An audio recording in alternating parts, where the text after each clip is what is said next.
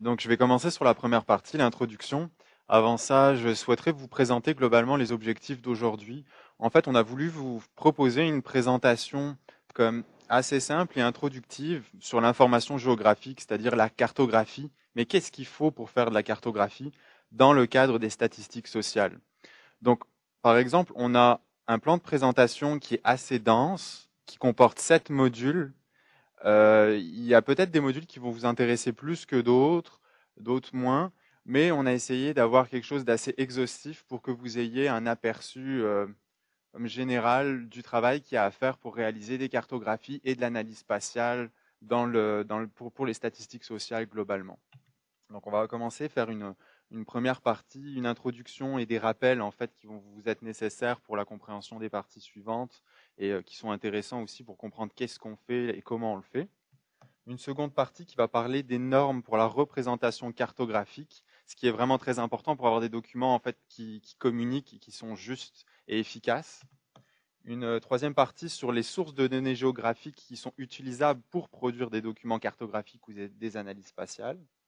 Ensuite, on va continuer sur la géographie du recensement de Statistique Canada et l'harmonisation des limites qu'on a fait avec le découpage provincial pour qu'on obtienne enfin une cohérence au niveau spatial pour les données que StatCan produit.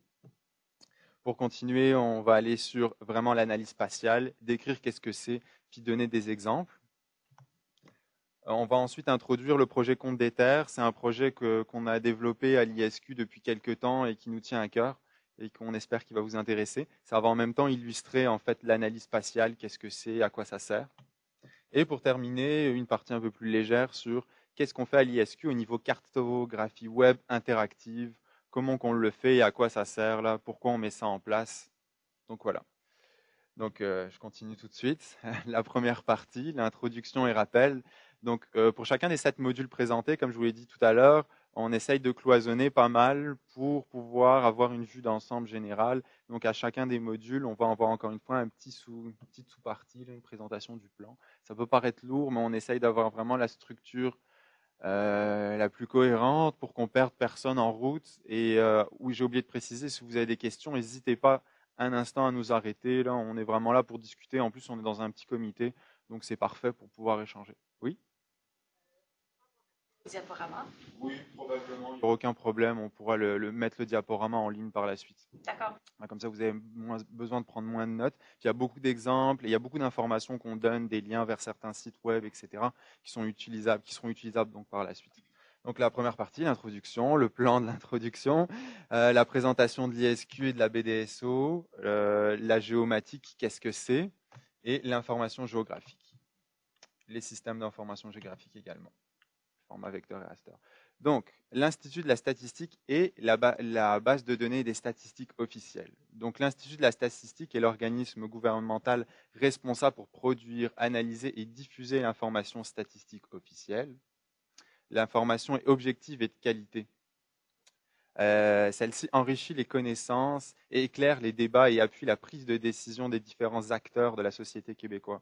Donc en fait, on vient comme compléter et personnaliser l'information que StatCan produit. Donc on n'est pas un bureau satellite de StatCan, on vient vraiment essayer de chercher plus de précision et plus d'adéquation avec les problématiques provinciales. C'est vraiment l'objectif assez large de l'ISQ. Peut-être que j'en parle pas assez bien, ça fait que 6 mois que je travaille là, mais en tout cas, je vais essayer de vous introduire ça assez rapidement. Le site de l'ISQ, c'est vraiment le portail sur lequel on peut accéder à un maximum de données et puis trouver les publications.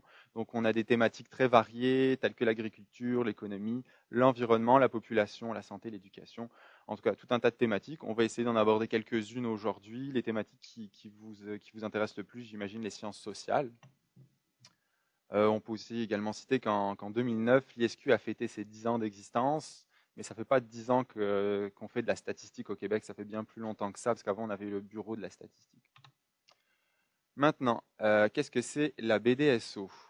Pardon, j'ai été un petit peu trop vite. La mission officielle de l'ISQ, bien sûr, produire, analyser et diffuser des informations statistiques officielles pour la province. La qualité de ces produits doit répondre à des critères de pertinence, fiabilité, objectivité, comparabilité actuelle. actualité, intelligibilité et accessibilité.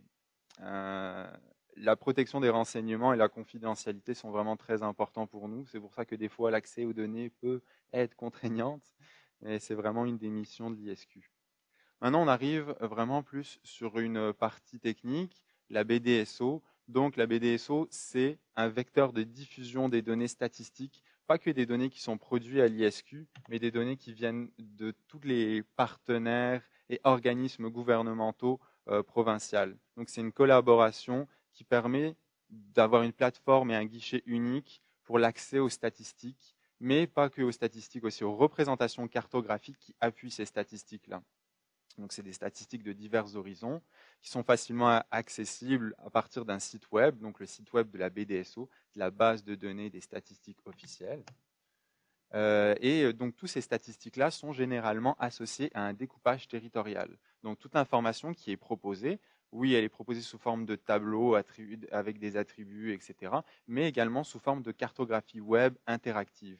Donc, on a la spatialité qui est gérée, qui est représentée. Donc, l'analyse de tous ces chiffres-là, que ce soit donné au niveau des régions administratives, des MRC, des municipalités, est presque systématiquement visualisable et représentable sur une carte. Donc, tout de suite, ça devient plus facile de comprendre et d'interpréter l'information qui peut être disponible sur la BDSO.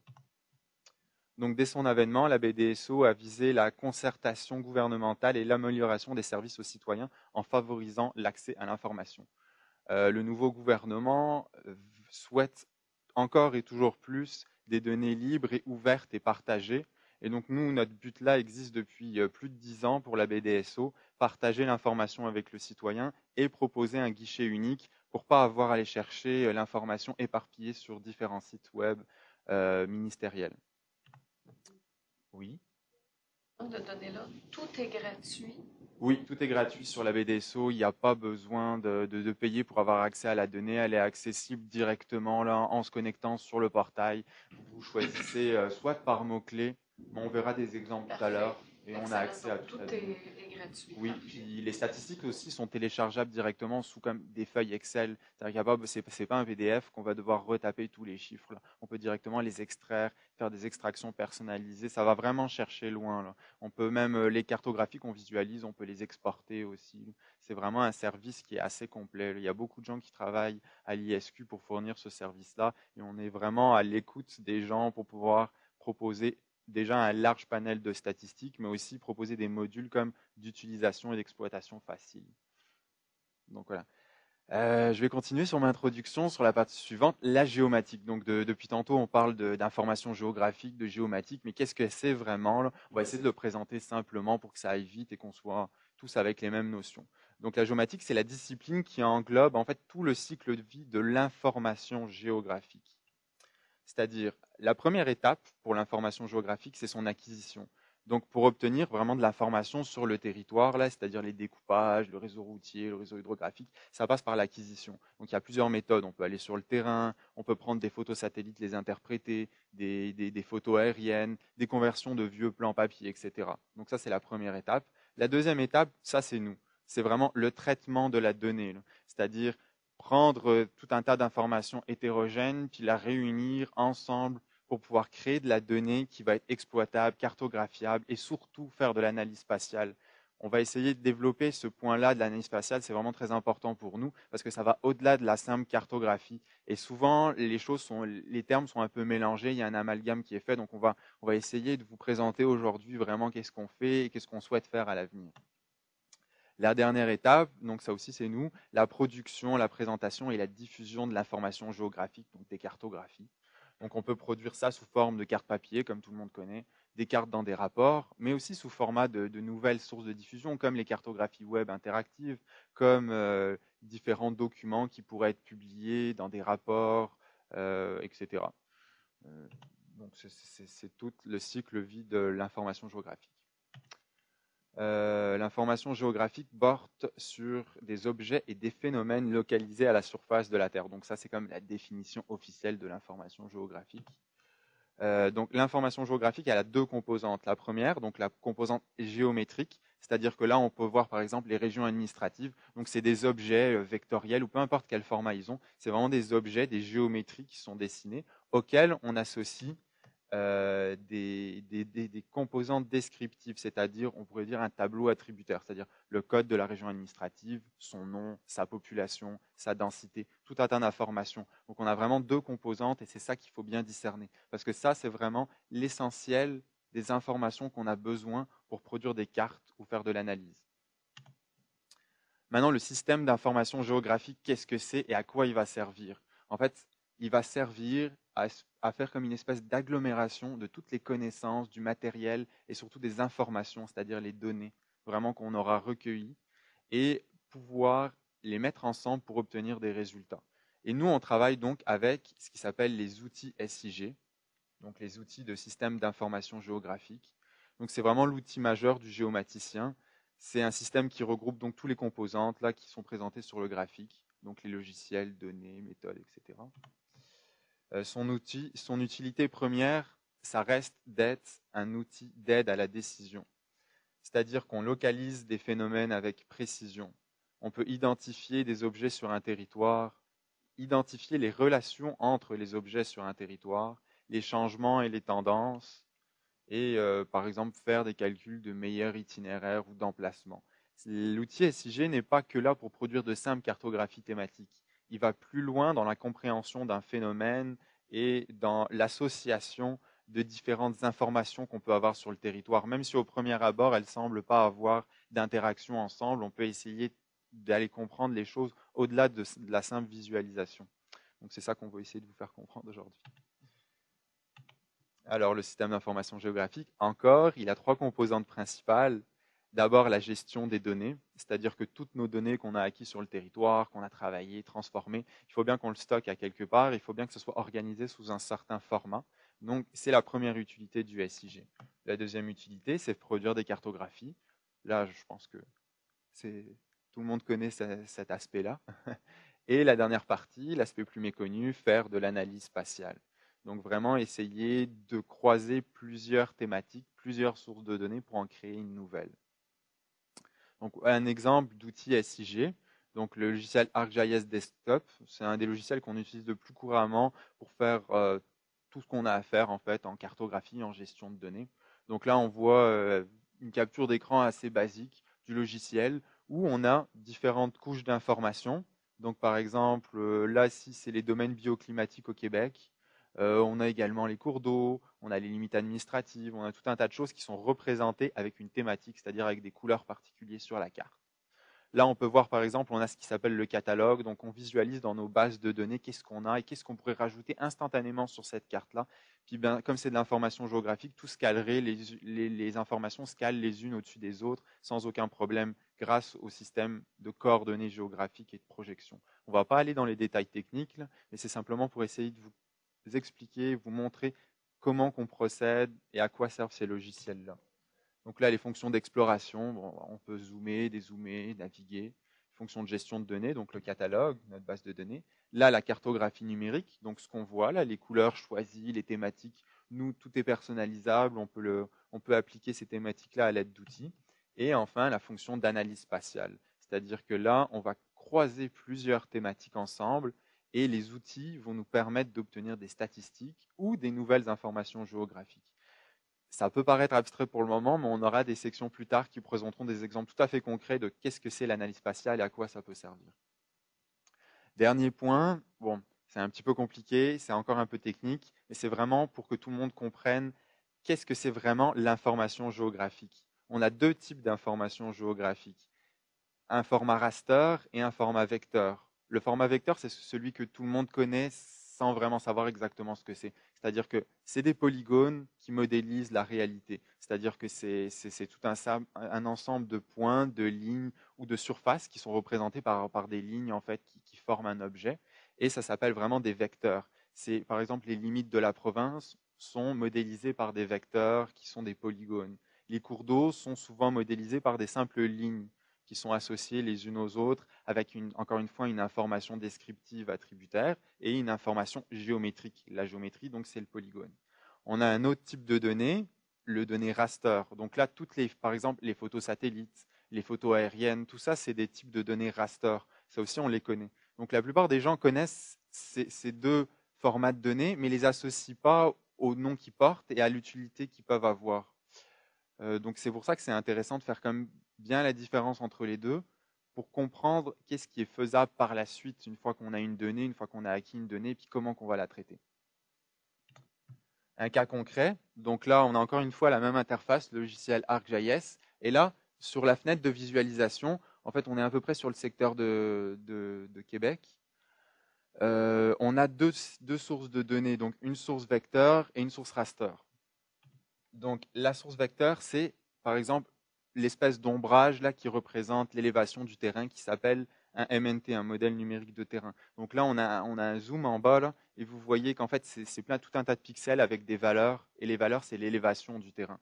Donc là, c'est sûr, quand on zoome pas, on voit pas quel type d'information on a devant les yeux, mais quand on zoome, on comprend tout de suite quel est l'enjeu, puis comment l'information, ça c'est une information comme on dirait, elle est exhaustive sur l'ensemble du territoire, on aura systématiquement un pixel qui aura une information d'élévation. C'est ça le format raster.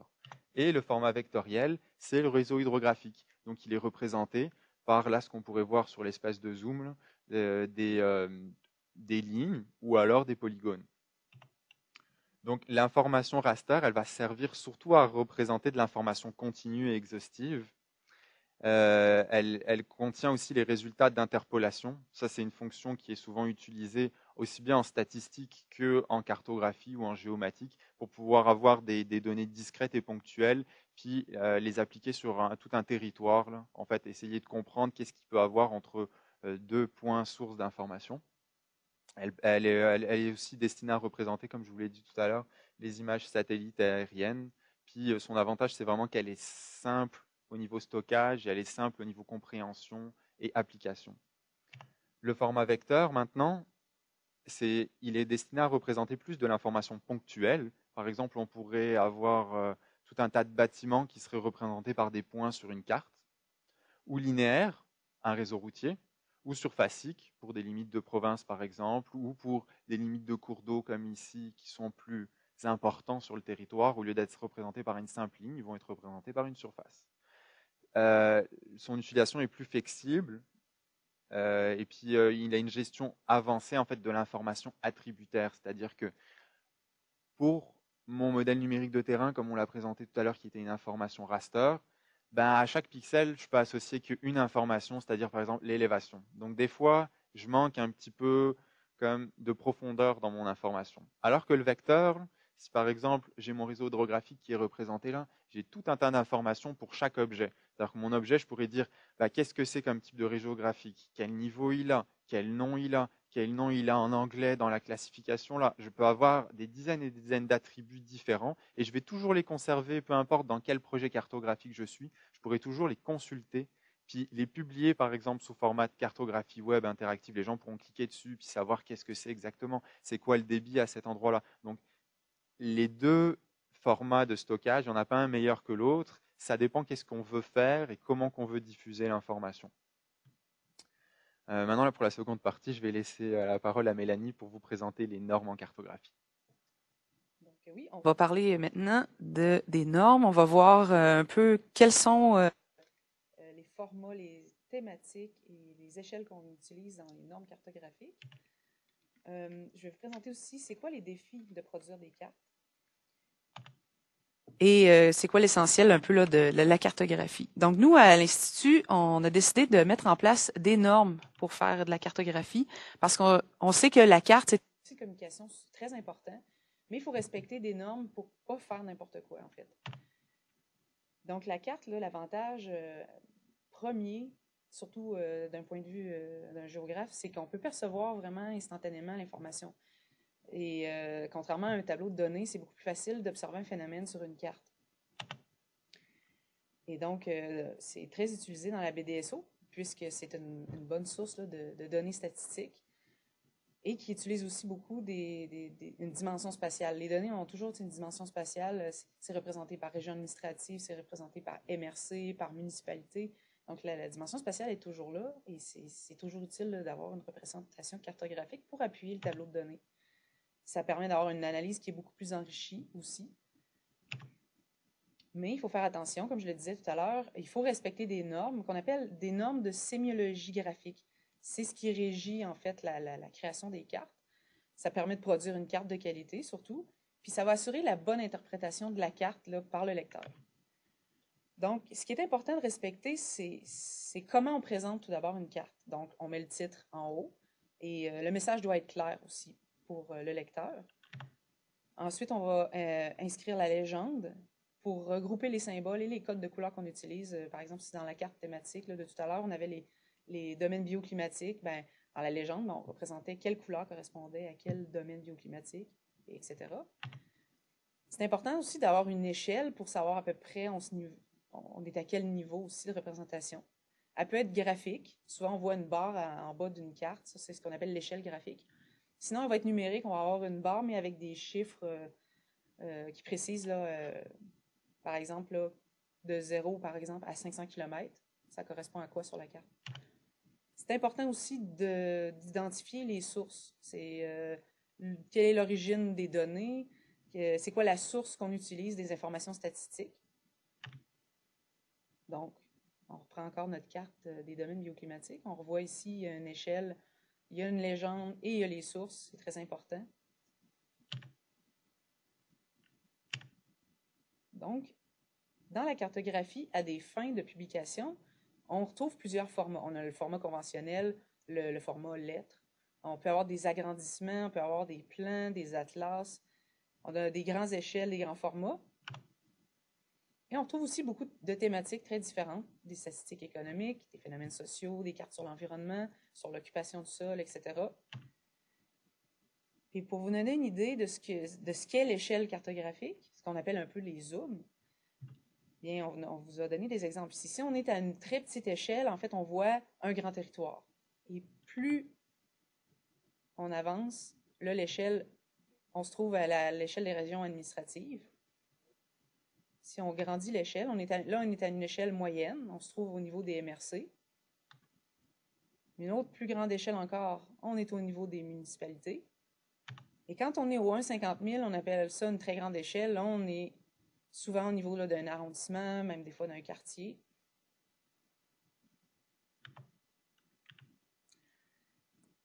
Représenter des données statistiques sur une carte, ça représente plusieurs défis. Et on utilise aussi autant des données quantitatives que des données qualitatives. Et je vais vous montrer d'ailleurs des erreurs qu'on peut faire fréquemment. Pardon, quand on ne respecte pas les règles de sémiologie graphique. Donc, souvent, la carte peut être surchargée d'informations. Et c'est important aussi de ne pas confondre la variation de la couleur avec un dégradé de couleur. Et c'est très important de respecter un nombre maximum, là, on dit 7 ou 8 tons d'une même couleur. C'est important parce qu'en fait, l'œil humain ne peut pas percevoir énormément d'informations en même temps. Là. Si on perçoit une carte qui est surchargée, ben, le message ne passera pas, on ne comprend rien. Il faut aussi éviter les zones blanches parce qu'en cartographie, une zone blanche, ben, ça va être interprété comme un vide géographique, un endroit où il n'y a pas de données. Donc, si on veut avoir un dégradé de couleur dans une donnée thématique et qu'on se dit, ah ben, les plus faibles données, ben, je mettrais blanc, ben, ça va être mal interprété. Ça va être interprété comme c'est une zone qui n'a pas de données, en fait. C'est aussi important de choisir la bonne variable visuelle selon le type de données. Il y a des données qui se prêtent à un certain type de représentation, puis d'autres données qui vont se prêter plus à un autre type de représentation. Et c'est important aussi de faire suivre l'habillage de la carte, comme on l'a vu tout à l'heure, le titre, l'échelle, légende des sources. C'est très important parce que ça fait partie du message qu'on véhicule avec la carte. Donc, ça, c'est un exemple d'une surcharge d'informations sur la carte. Si vous regardez ça, puis que je vous demande qu'est-ce que ça représente, j'ai l'impression que vous auriez de la misère à me le dire. Parce que là, on a une visibilité vraiment mauvaise. Parce qu'on on semble voir sous les nombreux traits que c'est peut-être les régions de la France, mais on n'est pas certain. Donc, la visibilité est très mauvaise.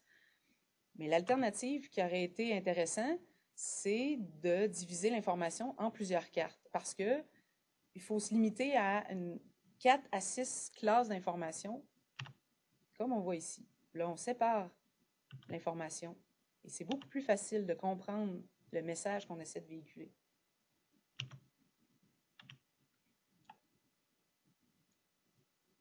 Une autre difficulté dans la représentation cartographique, c'est de représenter des données historiques.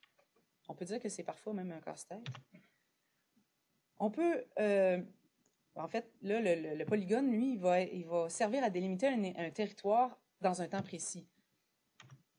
Mais les limites de ce découpage-là vont évoluer dans le temps. Si je prends, par exemple, les régions administratives du Québec, si on retourne il y a 30-40 ans, il n'y en avait pas 17 non plus. Et ça a évolué dans le temps. Le découpage a évolué dans le temps. Donc, on peut faire une première façon, ce serait de recompiler la série historique des données selon les limites des régions administratives actuelles. Donc, on fait comme si les données avaient été calculées selon le découpage d'aujourd'hui.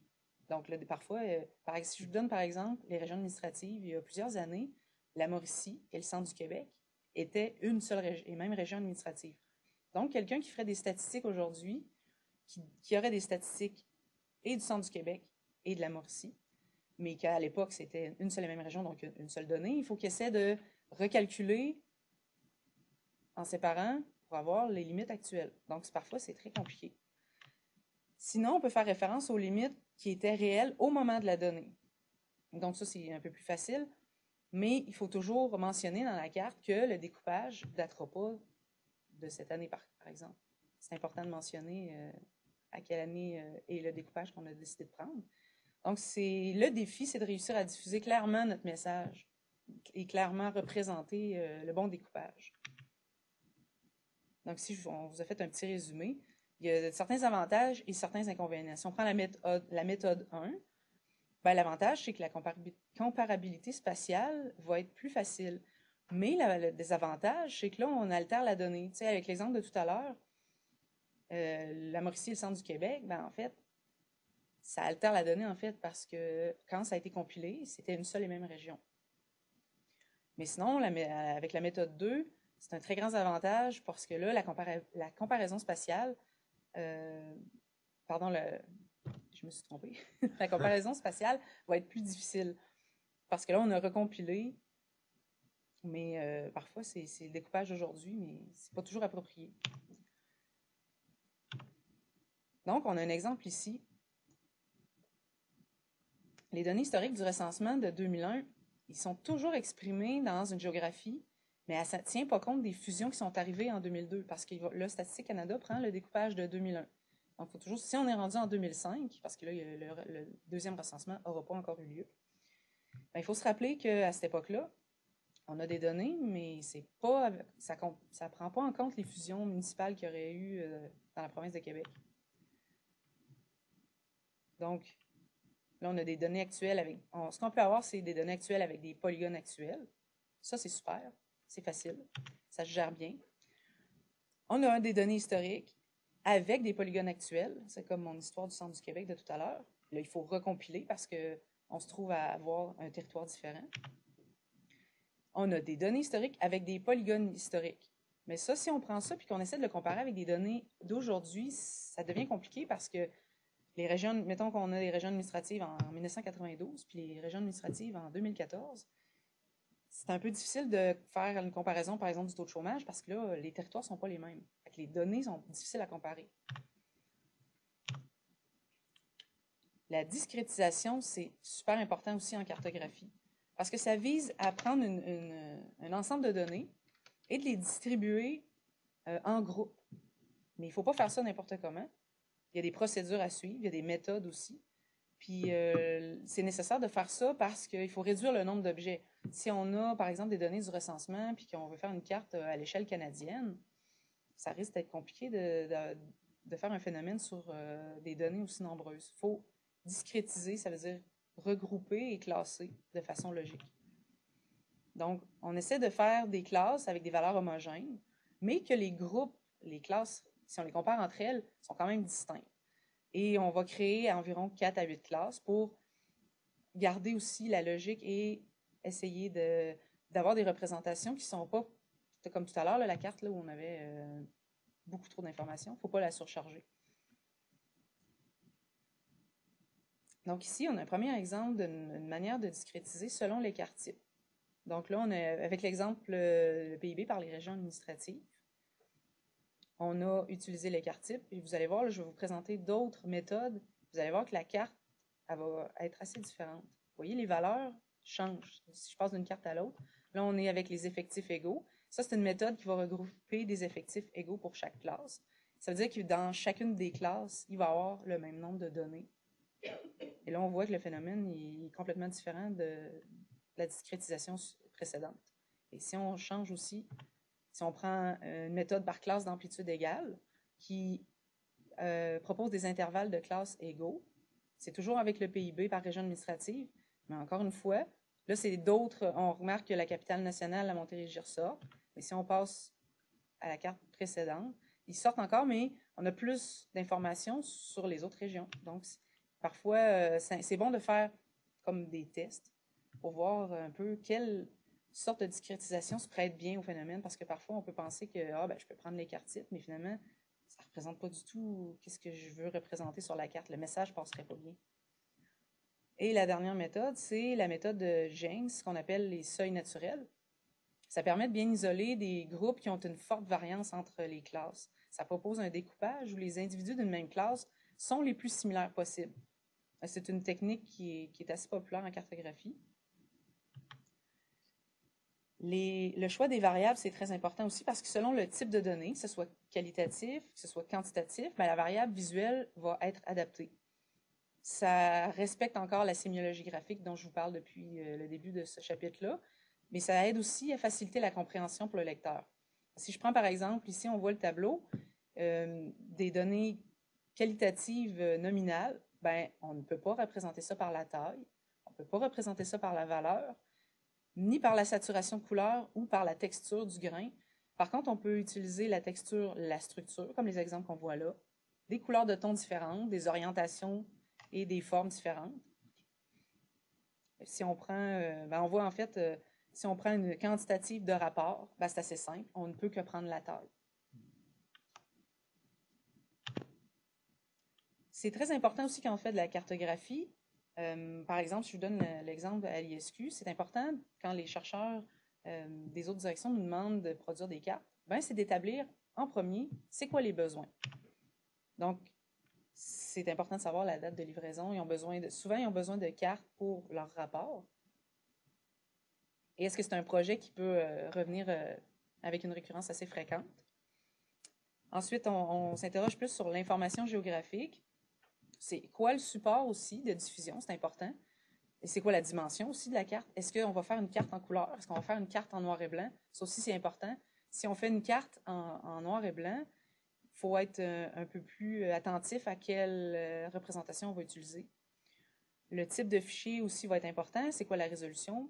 En grande majorité, les impressions, les cartes, sont faites pour des documents PDF. Donc, c'est plaisant pour nous parce que on fait les cartes en couleur, puis c'est toujours plus plaisant que de visualiser des cartes en couleur. Là. On en fait parfois en noir et blanc aussi, mais c'est vraiment plus intéressant d'avoir des cartes en couleur. C'est important aussi de savoir de quel territoire on parle, qu'est-ce qu'on couvre, c'est quoi l'échelle, la projection cartographique aussi. On va questionner aussi sur l'habillage de la carte, quel message on veut véhiculer, ça sera quoi le titre de la carte, qu'est-ce qu'on a besoin de mettre en légende, c'est quoi le contexte géographique, est-ce qu'on a besoin de voir, si c'est une carte par exemple du Québec, est-ce qu'on a besoin de voir les voisins du Québec, est-ce qu'on a besoin de voir les États-Unis, est-ce qu'on a besoin du réseau hydrographique, tout ce genre de détails-là, c'est très important pour l'habillage de la carte. Et finalement, quelle discrétisation et quelle représentation on vise. Ça dépend aussi des statistiques qui vont être utilisées, comme on l'a vu précédemment. Donc, maintenant, on va passer aux sources de données géographiques. Je vais vous montrer, je vais vous présenter un peu les sources les plus utilisées en SIG et les logiciels aussi qui sont très populaires. Quel type de données on utilise? C'est quoi les différentes sources de données? Donc, On utilise principalement ce type de données-là. On va utiliser des orthophotographies, des images satellites, des données administratives, des données topographiques, des données socio-économiques. À l'ISQ, il y a beaucoup d'études qui se sont faites sur des données socio-économiques. On a beaucoup de données administratives. Et l'origine est assez diverse. On a des origines provinciales, des données municipales, des données internationales, par exemple, le commerce international, c'est un bon exemple. Des données sur les universités, les organismes privés. Les sources sont très variées. Et ici, on a une première catégorie, je pourrais dire, de systèmes d'information géographique, c'est les logiciels gratuits. Celui qui est le plus connu dans notre domaine, c'est QGIS. C'est un logiciel qu'on utilise même nous à l'ISQ. On en retrouve plusieurs, Saga, GRASS et GVSIG. Et on a l'autre catégorie, c'est les logiciels payants, qui sont très populaires aussi, ArcGIS, MapInfo, Geomatica. C'est des outils très performants, évidemment. Et nous, à l'ISQ, on a la chance de pouvoir utiliser ArcGIS et MapInfo aussi.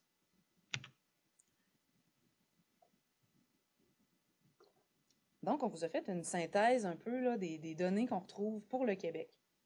Par exemple, des orthophotographies. Si ça vous intéresse, il y a le ministère de l'Environnement et des Ressources naturelles.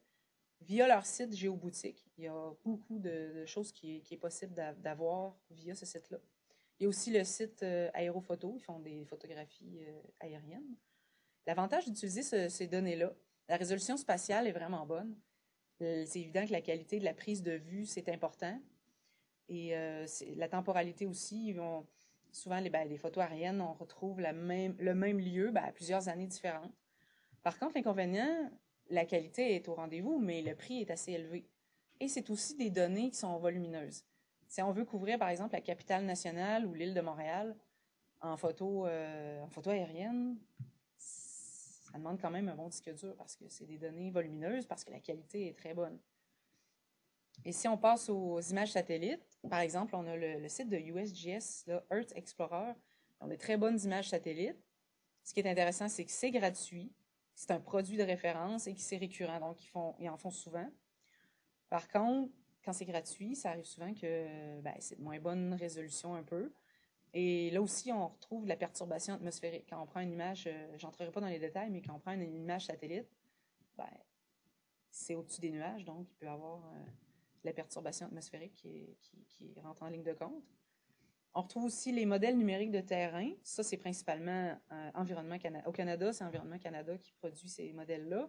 C'est gratuit et ça couvre tout le Canada. Par contre, là, on a encore une résolution spatiale un peu faible. La précision est un petit peu faible aussi. Ça peut être aussi difficile à interpréter parce qu'il y a beaucoup de données dans ce genre de modèle-là. Ensuite, on a des données statistiques. Évidemment, il y a Statistique Canada et il y a l'Institut de la statistique du Québec. C'est des données de qualité. Tantôt, on s'interrogeait sur la BDSO. C'est des données qui sont gratuites, c'est des données qui sont objectives. Ça, c'est très important aussi pour nous. Par contre, l'inconvénient, la résolution spatiale de certaines données peut être peut-être un peu moins intéressante. L'accessibilité, peut-être plus du niveau de Statistique Canada, parce qu'à l'ISQ, nous, c'est très important pour nous, l'accessibilité. Et en terminant, on peut trouver des fonds de cartes là, assez facilement. MapServer, Bing, OpenStreetMap, même Google Maps aussi, si on veut, là, ça peut rentrer dans cette catégorie-là. L'avantage, c'est que c'est gratuit. Ça permet aussi d'habiller facilement une carte très instantanément. Et c'est quand même des cartes qui ont des très bonnes résolutions. Mais il faut faire attention parce que c'est des données sous licence. Et ça peut être un peu contraignant aussi à ce niveau-là, là, parce qu'ils sont sous licence. Et une autre synthèse ici. Cette fois, c'est les producteurs de données. Il y a tout d'abord, là, je suis au niveau municipal, on a le portail des données ouvertes. La Ville de Montréal et la Ville de Québec ont chacun leur portail. On vous a donné aussi les adresses si ça vous intéresse. L'avantage, c'est que c'est des données gratuites.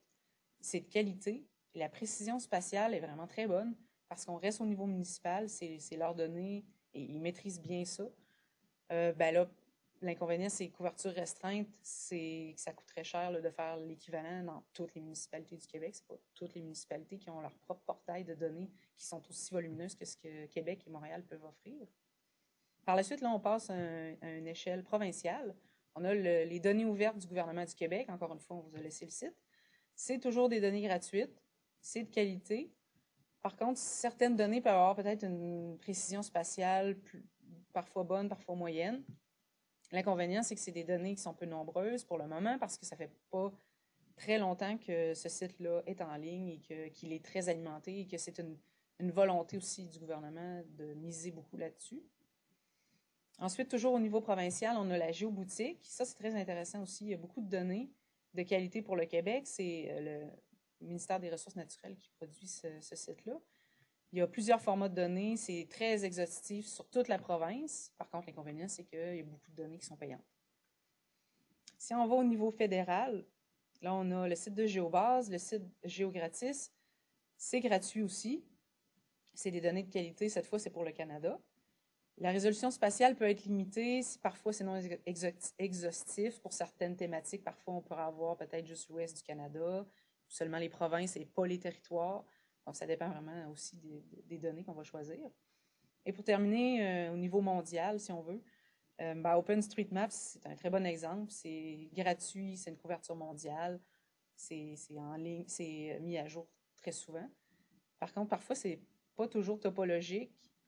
Il y a pas toujours beaucoup d'attributs parce que c'est en fait un portail libre qui va être alimenté un peu par n'importe qui. Donc, certaines personnes sont très qualifiées, vont mettre beaucoup de détails, puis d'autres sont un peu moins qualifiés pour le faire. Ils le font un peu parce qu'ils ont vraiment le goût de contribuer, mais ils vont peut-être mettre moins de détails aussi sur ce qu'ils vont identifier. Donc, la validité est assez aléatoire. Certaines régions du globe sont super bien montées, c'est très détaillé, des bons attributs. Là, si on s'en va dans d'autres coins du monde, ben, c'est pas les mêmes gens qui ont travaillé sur ça. Fait que c'est pas toujours pareil. Et aussi, c'est important aussi de faire attention au découpage de Statistique Canada parce que c'est, là je parle pour 2011 et avant, c'est qu'en fait, Statistique Canada, pour ces découpages, là je parle les régions, le réseau routier, les aires de diffusion, ce genre de choses-là, il y a un décalage avec les découpages québécois parce qu'ils n'ont pas pris le réseau routier, à la base, il est fait par le ministère des Ressources naturelles. Ils n'ont pas été chercher ce fichier-là, le caler dans leur truc. Ils ont fait leur propre réseau de leur côté. Donc là, ici, on a des très bons exemples. En rouge, c'est les données de StatCan. Et en jaune, c'est les données québécoises. Puis en dessous, on a mis, je crois que c'est Bing. Donc on voit que tout ce qui est en jaune respecte vraiment bien l'image satellite qui est en dessous. Et on a un assez bon décalage avec ce que StatCan produit. Malheureusement, quand on essaie de faire des comparaisons, là, j'ai pas mis d'exemple ici, mais si on prend les SDR, c'est l'équivalent un peu des municipalités, si on veut, et qu'on prend ce découpage-là et qu'on le met par-dessus nos municipalités, ben, il y a plein de décalages partout. Donc, quand on vient faire des cartes avec ça, c'est moins intéressant. Heureusement, à partir du prochain recensement, les découpages devraient être harmonisés. Ils vont prendre en compte les découpages québécois pour faire leurs assises géographiques. Donc, ça va être un énorme avantage pour toute la production cartographique.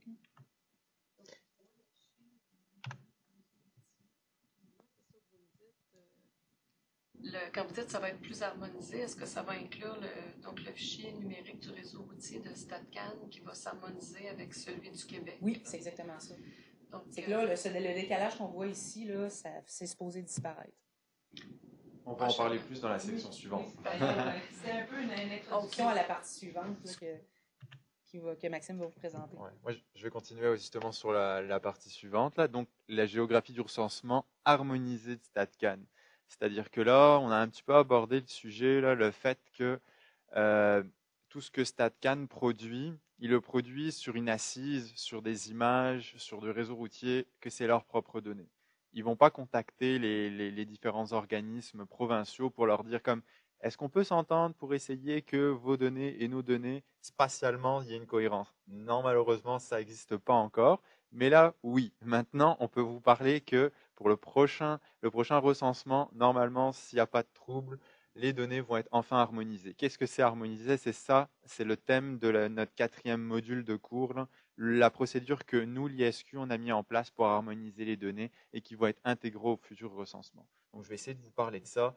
Malheureusement, c'est un petit peu plus technique, mais ça sera très intéressant pour vous parce que quand les données vont être comparées sur les territoires, être appliquées et surtout comparées avec des données, par exemple, recensées par l'ISQ au niveau provincial, comparées avec des données fédérales, on n'aura plus d'incohérence spatiale. Je vais le présenter dans les différentes acétates. Donc, petit plan de présentation de ce module de cours, une mise en contexte, la situation actuelle, donc c'est-à-dire avant harmonisation avec l'incohérence, le redressement des limites, comment on a procédé pour qu'il y ait une harmonisation dans les différents fichiers des limites géographiques et les aspects techniques du travail. Et les bonifications qu'on a fait tout récemment cet été pour intégration en vue du recensement de 2016. Donc, les mises en contexte de ce projet-là. Donc, StatCan, qu'est-ce qu'ils font? Ils produisent à chaque recensement la géographie du recensement sur laquelle donc, ils assoient toutes leurs données de recensement. Donc, Statistique Canada établit sa propre hiérarchie du territoire. Donc là, c'est peut-être le premier problème. Il commence au plus fin au niveau de l'îlot. Ensuite, l'aire de diffusion, le SDR. Le SDR, on sait que c'est à peu près l'équivalent des municipalités, mais ce n'est pas 100% ça. Et ensuite, les divisions de recensement. Mais il y en a d'autres aussi, les RMR, etc. L'utilisation de la géographie du recensement de StatCan, en fait, ça provoque une incohérence spatiale avec les limites administratives du Québec. Comme tout à l'heure, Mélanie a pu le présenter sur un exemple. On va le voir sur d'autres exemples. Donc nous, notre objectif à l'ISQ, ça a déjà été fait pour le recensement précédent, mais malheureusement, ça n'a pas été intégré. C'était de doter la province du Québec d'une version améliorée de ces découpages-là pour que StatCan les prenne en considération plus tard. Ce travail-là a déjà été réalisé dans d'autres provinces. Pas vraiment, c'était des objectifs provinciaux. Là, c'est pas StatCan qui a réalisé ce travail-là. Et donc, ça a été intégré et pris en considération. Comme ça, ce travail-là n'a pas besoin d'être reproduit à chaque fois, à chaque moment où il y a un recensement qui est publié.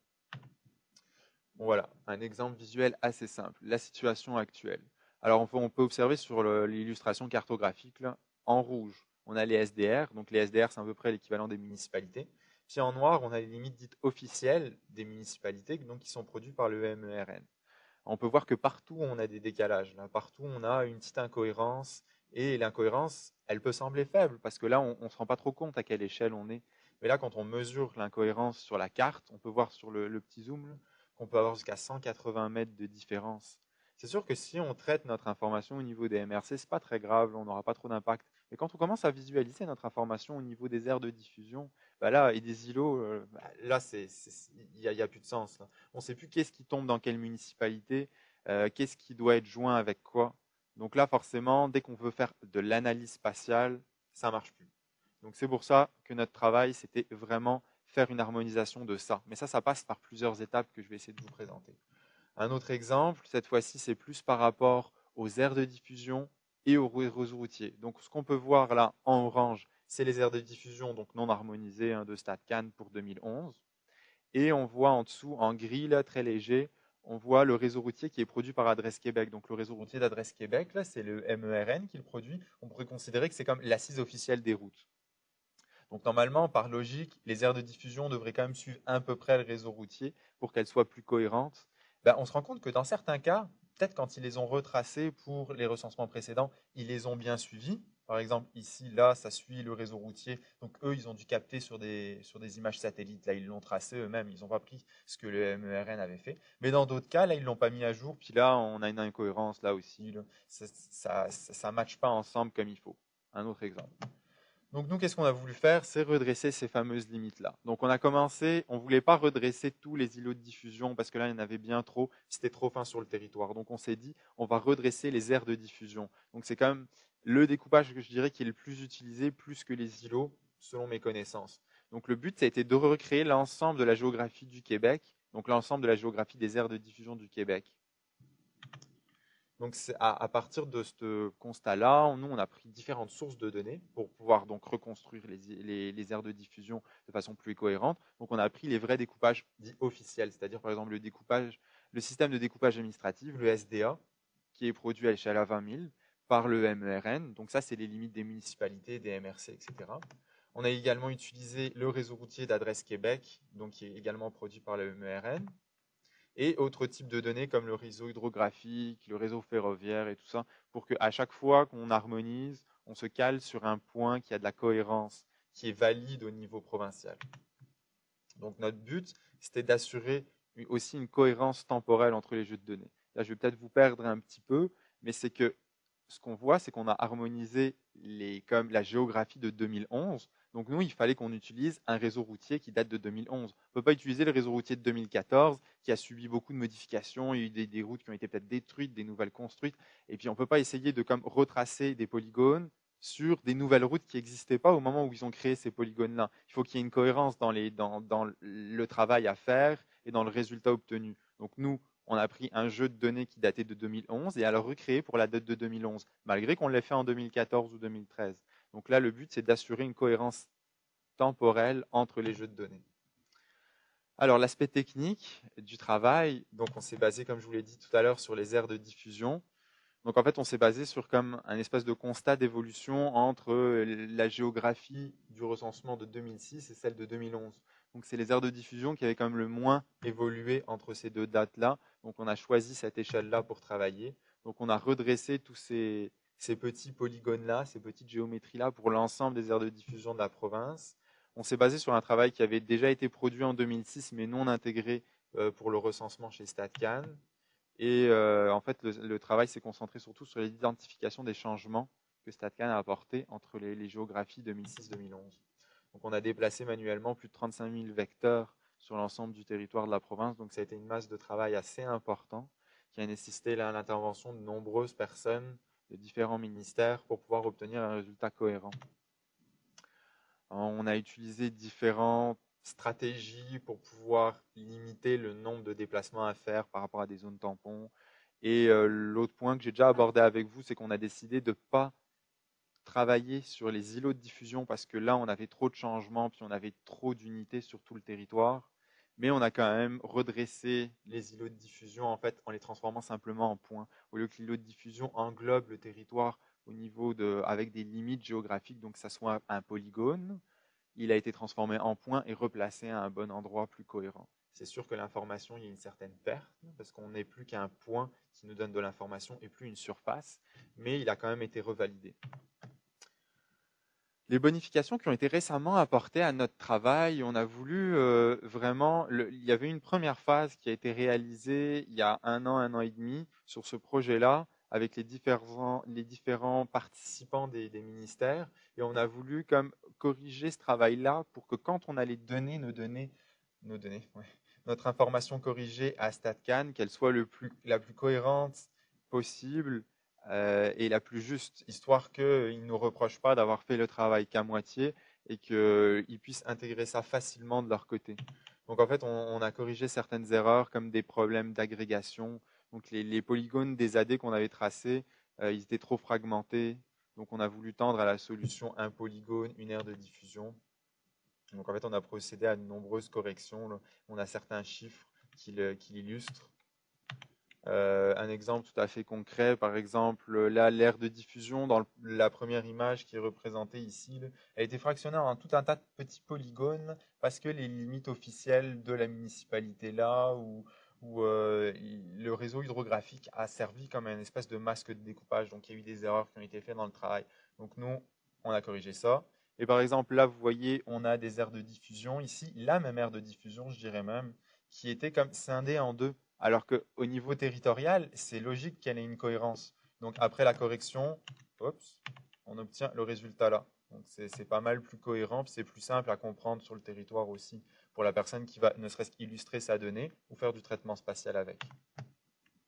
On a corrigé les erreurs topologiques. Les erreurs topologiques, en fait, c'est quand on a donc le territoire est représenté par des polygones, et à certains endroits, les polygones, ils se superposent. Ça, c'est complètement incohérent. On ne peut pas avoir un endroit sur lequel on attribue deux codes d'aire de diffusion différents, ça n'a pas de sens. Et pareil, on ne peut pas avoir un endroit où on a un trou, où on n'a pas d'aire de diffusion. La couverture des aires de diffusion est exhaustive sur tout le territoire. Donc en fait, on a eu des nouveaux outils, puis on a pu faire des vérifications pas mal automatiques, et puis faire des corrections de masse sur le territoire. Là, par exemple, un exemple concret, là, sur la première petite localisation, on avait donc un petit trou ici, quelque chose qui avait été oublié parce que tout avait été tracé à la main. Donc là, le trou là a pu être comblé. Et puis là, dans le deuxième cas, une énorme superposition d'aires de diffusion Bon, là, c'est sûr qu'on était dans le nord et puis que ça causait moins de problèmes si on voulait faire de la statistique sociale, mais quand même, on voulait fournir quelque chose de propre à Statistique Canada, histoire qu'ils ne nous reprochent pas, encore une fois, d'avoir fait le travail qu'à moitié. Oh, petite animation. Donc voilà. Et la vérification des informations attributaires. Là aussi, quand on avait fait le travail, il y a quelques erreurs qui s'étaient glissées dans notre travail. C'est-à-dire qu'on n'avait plus forcément, pour la même aire de diffusion, le bon code de SDR.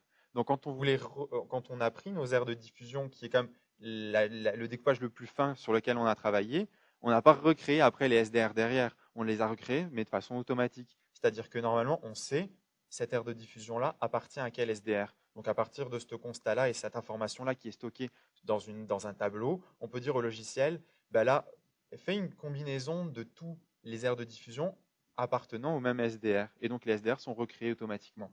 Mais si le tableau attributaire est erroné et qu'on a des erreurs dans l'information attributaire, ça ne marche plus.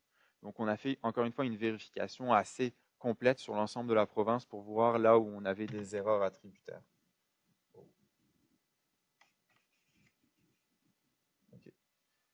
Donc, en conclusion de ce projet-là, c'est qu'on a une diffusion déjà du travail harmonisé. Donc, on essaie de diffuser assez largement les limites de 2011 harmonisées, mais surtout, on l'a diffusé à StatCan pour l'intégration en vue du recensement de 2016.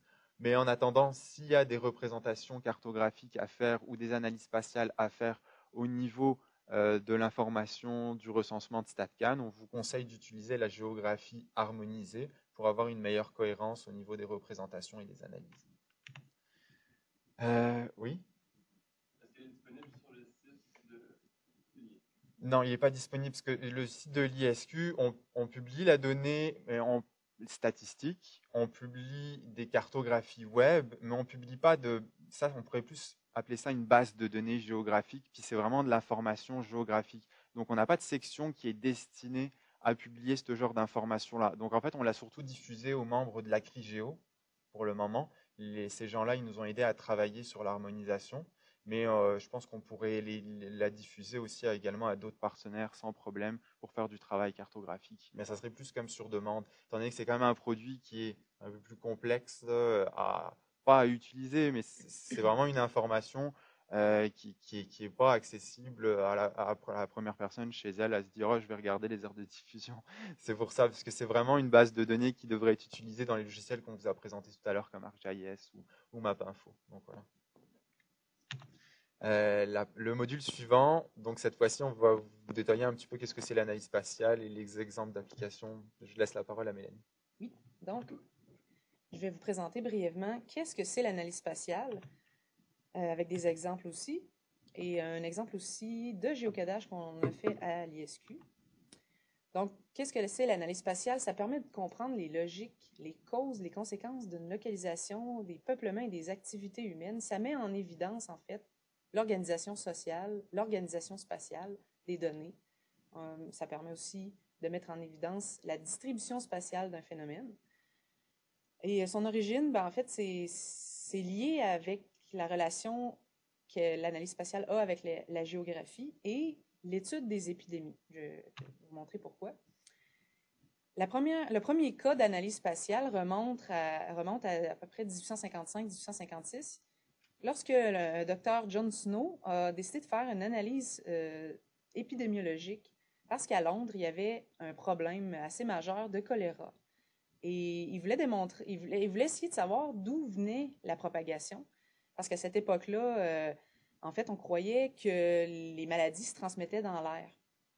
Et ce docteur-là était sceptique face à cette idée-là. Il s'est dit, je crois pas que ça soit par l'air, j'ai l'impression que ça doit être un autre vecteur. Donc, il a approfondi son analyse et c'est la première fois qu'on voyait, en fait, une carte où on retrouvait deux données qu'on mettait ensemble pour en produire une troisième, pour répondre aussi à un problème. Donc, j'ai été trop vite. En fait, cette carte a permis de démontrer la corrélation entre les cas mortels du choléra, qui étaient dans un quartier de Londres, et les fontaines où les gens allaient s'abreuver. Et là, on le voit sur la carte, il y a un point rouge, c'est la fontaine qui a été contaminée. Et on voit effectivement qu'alentour, il y a énormément de cas mortels qui avaient été recensés. En fait, on s'est rendu compte quelques années plus tard que la cause du choléra, c'est qu'en fait, les usines rejetaient énormément d'eau usée, et de pollution et de déchets directement dans la Tamise. Parce qu'à cette époque-là, ils se disaient, ben, c'est les poubelles, ça s'en ira. Par contre, l'eau potable provenait aussi de la Tamise. Donc, les fontaines étaient contaminées. Et à cette époque-là, l'eau, c'était pas un vecteur de maladie. La maladie, ça s'attrapait dans l'air. Mais finalement, ça a été un bon exemple aussi parce que ça a démontré qu'en fait, l'eau, c'est un vecteur de maladie. Ça peut être contaminé, ça peut créer une épidémie comme celle-là. Donc, c'est un cas, non seulement c'est en géographie, c'est un super bel exemple, c'est un bel exemple aussi en médecine puis en épidémiologie. C'est la première fois, en fait, qu'on a fait de la vraie analyse spatiale. Donc, l'utilité de l'analyse spatiale, c'est qu'on obtient en fait une nouvelle variable qui est géolocalisée, comme l'exemple précédemment. Ça en est un très bel exemple. On peut faire de l'analyse spatiale de plusieurs façons. On peut faire une analyse de distance. On cherche à savoir la proximité des phénomènes. On peut faire une analyse de réseau. On veut comprendre les déplacements. On peut faire une analyse de structure. C'est quoi l'organisation spatiale sur le territoire? On peut faire une analyse de situation. Qu'est-ce qui est inclus? C'est quoi les exclusions du phénomène, etc. Ici, on a un exemple d'analyse spatiale qu'on a fait, nous, à l'ISQ, qui utilise les outils SIG. C'est l'analyse de l'accès à l'Institut de la statistique en vélo. Donc, ça combine le géocodage. On a d'abord localisé sur le territoire les codes postaux des employés de l'ISQ. Ensuite, le volet analyse réseau, parce qu'on a voulu connaître c'est quoi le temps de déplacement en vélo par rapport à notre point d'origine qui est l'ISQ. Et l'analyse spatiale, bien, c'est dans quelle zone va se trouver les différents employés. Donc, on a fait une première analyse à Québec. Donc, vous voyez, le point jaune, on a détaillé un petit peu dans le cartouche ici. Le point, on le voit beaucoup mieux, c'est ici, au centre-ville de Québec. Des interactions, si tu veux. Ah oui, c'est vrai, merci. J'avais complètement oublié. Donc, le 200 chemin Sainte-Foy, c'est l'endroit où se trouvent les bureaux de l'ISQ. On voit déjà que dans cette zone-là, les points blancs représentent les employés. Il y en a quand même beaucoup. Et dans cette zone-là, si les employés décident de prendre le vélo, ils peuvent le faire en 5 minutes. Donc, c'est intéressant. Et par la suite, on a quand même un petit peu plus d'employés qui se retrouvent dans les différentes zones. On a un temps de 10 minutes. Plus on s'éloigne, évidemment, plus c'est long. Et on a jusqu'à 60 minutes pour se rendre en vélo à l'ISQ. Par contre, quand on dépasse 30 minutes, on le sait, le vélo, c'est moins populaire. Et ça nous a permis, en faisant cette analyse-là, de fabriquer, si je peux me permettre, une nouvelle statistique. On sait que 13% des employés pourraient se rendre à l'ISQ en dedans de 5 minutes. Et on voit ici dans le tableau, ben, la majorité, là, pratiquement 25% des employés sont à une distance de 45 minutes en vélo de l'ISQ. On a fait le même exercice pour Montréal. Là, on voit ici aussi que c'est toujours le point jaune qui représente les bureaux de l'Institut à Montréal. Là, il y a une personne qui reste à 5 minutes. Elle est chanceuse. Et on a aussi un tableau ici qu'on a produit. Donc, si on regarde, la majorité des employés habitent hors de l'île de Montréal. Donc, ça ne serait pas avantageux pour eux, malheureusement, de prendre le vélo, parce que là, on se retrouve à presque 53% des employés qui n'habitent pas sur l'île de Montréal. Mais même pour quelqu'un, j'imagine quelqu'un qui habite dans la zone de 60 minutes, ça ne doit pas être très intéressant à ce niveau-là. Je pense qu'il va prendre le métro. Donc, à l'Institut, on fait aussi beaucoup de géocodage. Qu'est-ce que c'est le géocodage? Ça permet de localiser sur le territoire un phénomène d'après des caractéristiques comme sa position géographique, son adresse, son code postal, dans quelle municipalité elle est.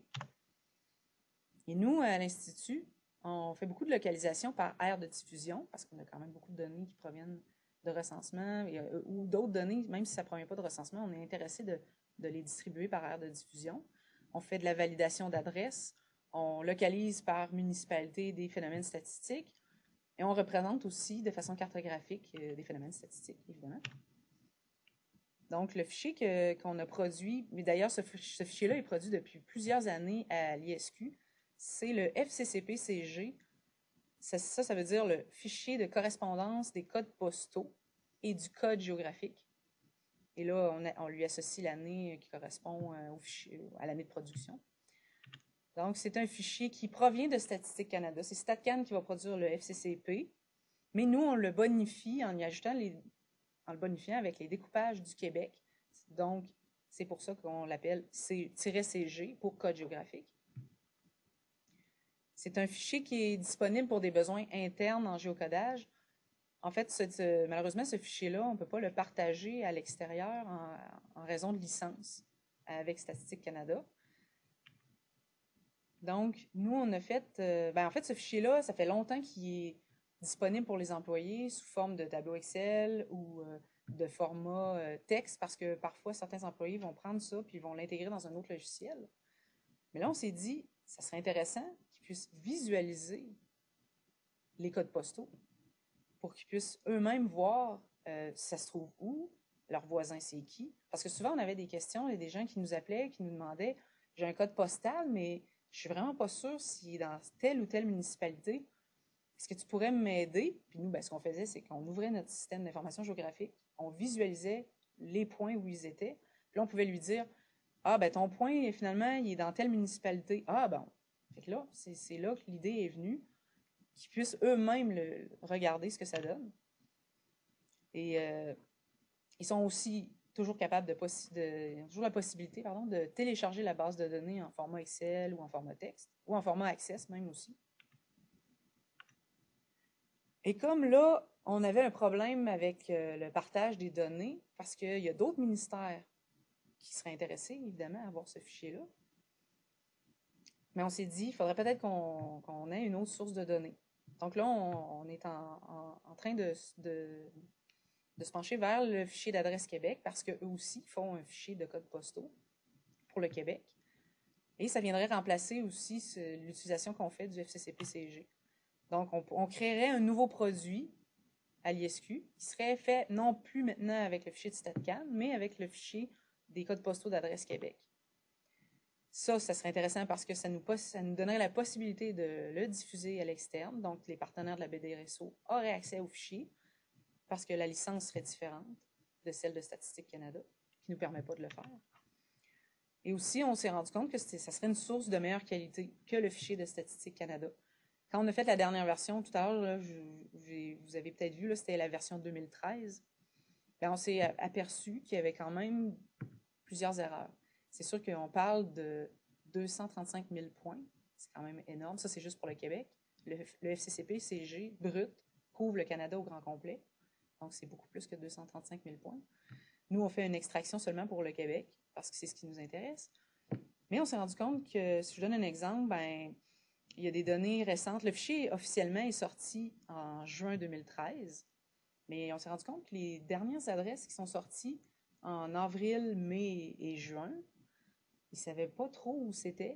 Donc, ils ont pris les points et ils les ont mis tous un par-dessus l'autre. Ils savaient que c'était à Québec, mais ils ne savaient pas dans quel arrondissement. Fait qu'ils se sont dit, on va les mettre en plein milieu de Québec. Parce qu'ils ne savaient pas où ils étaient, tout simplement. Puis dans la prochaine version, bien évidemment, ils vont être à la bonne place. Donc là, nous, on s'est dit, on ne peut pas diffuser cette série de codes postaux-là, parce que là, les gens, ils vont prendre ça, ils ne sauront pas plus où ça va. Fait que là, c'est un peu un exemple de qualité. On s'est dit, il y aurait peut-être moyen d'avoir quelque chose qui comble ce besoin-là. Donc, c'est pour ça qu'entre autres, c'est une des raisons pour lesquelles on avait le goût de se tourner vers Adresse Québec. Et aussi parce que la récurrence des mises à jour est plus fréquente. Statistique Canada ne produisent pas leurs fichiers tous les mois. Parfois même, c'est même pas à chaque année. On a eu une version en 2013. La précédente, elle datait de 2011.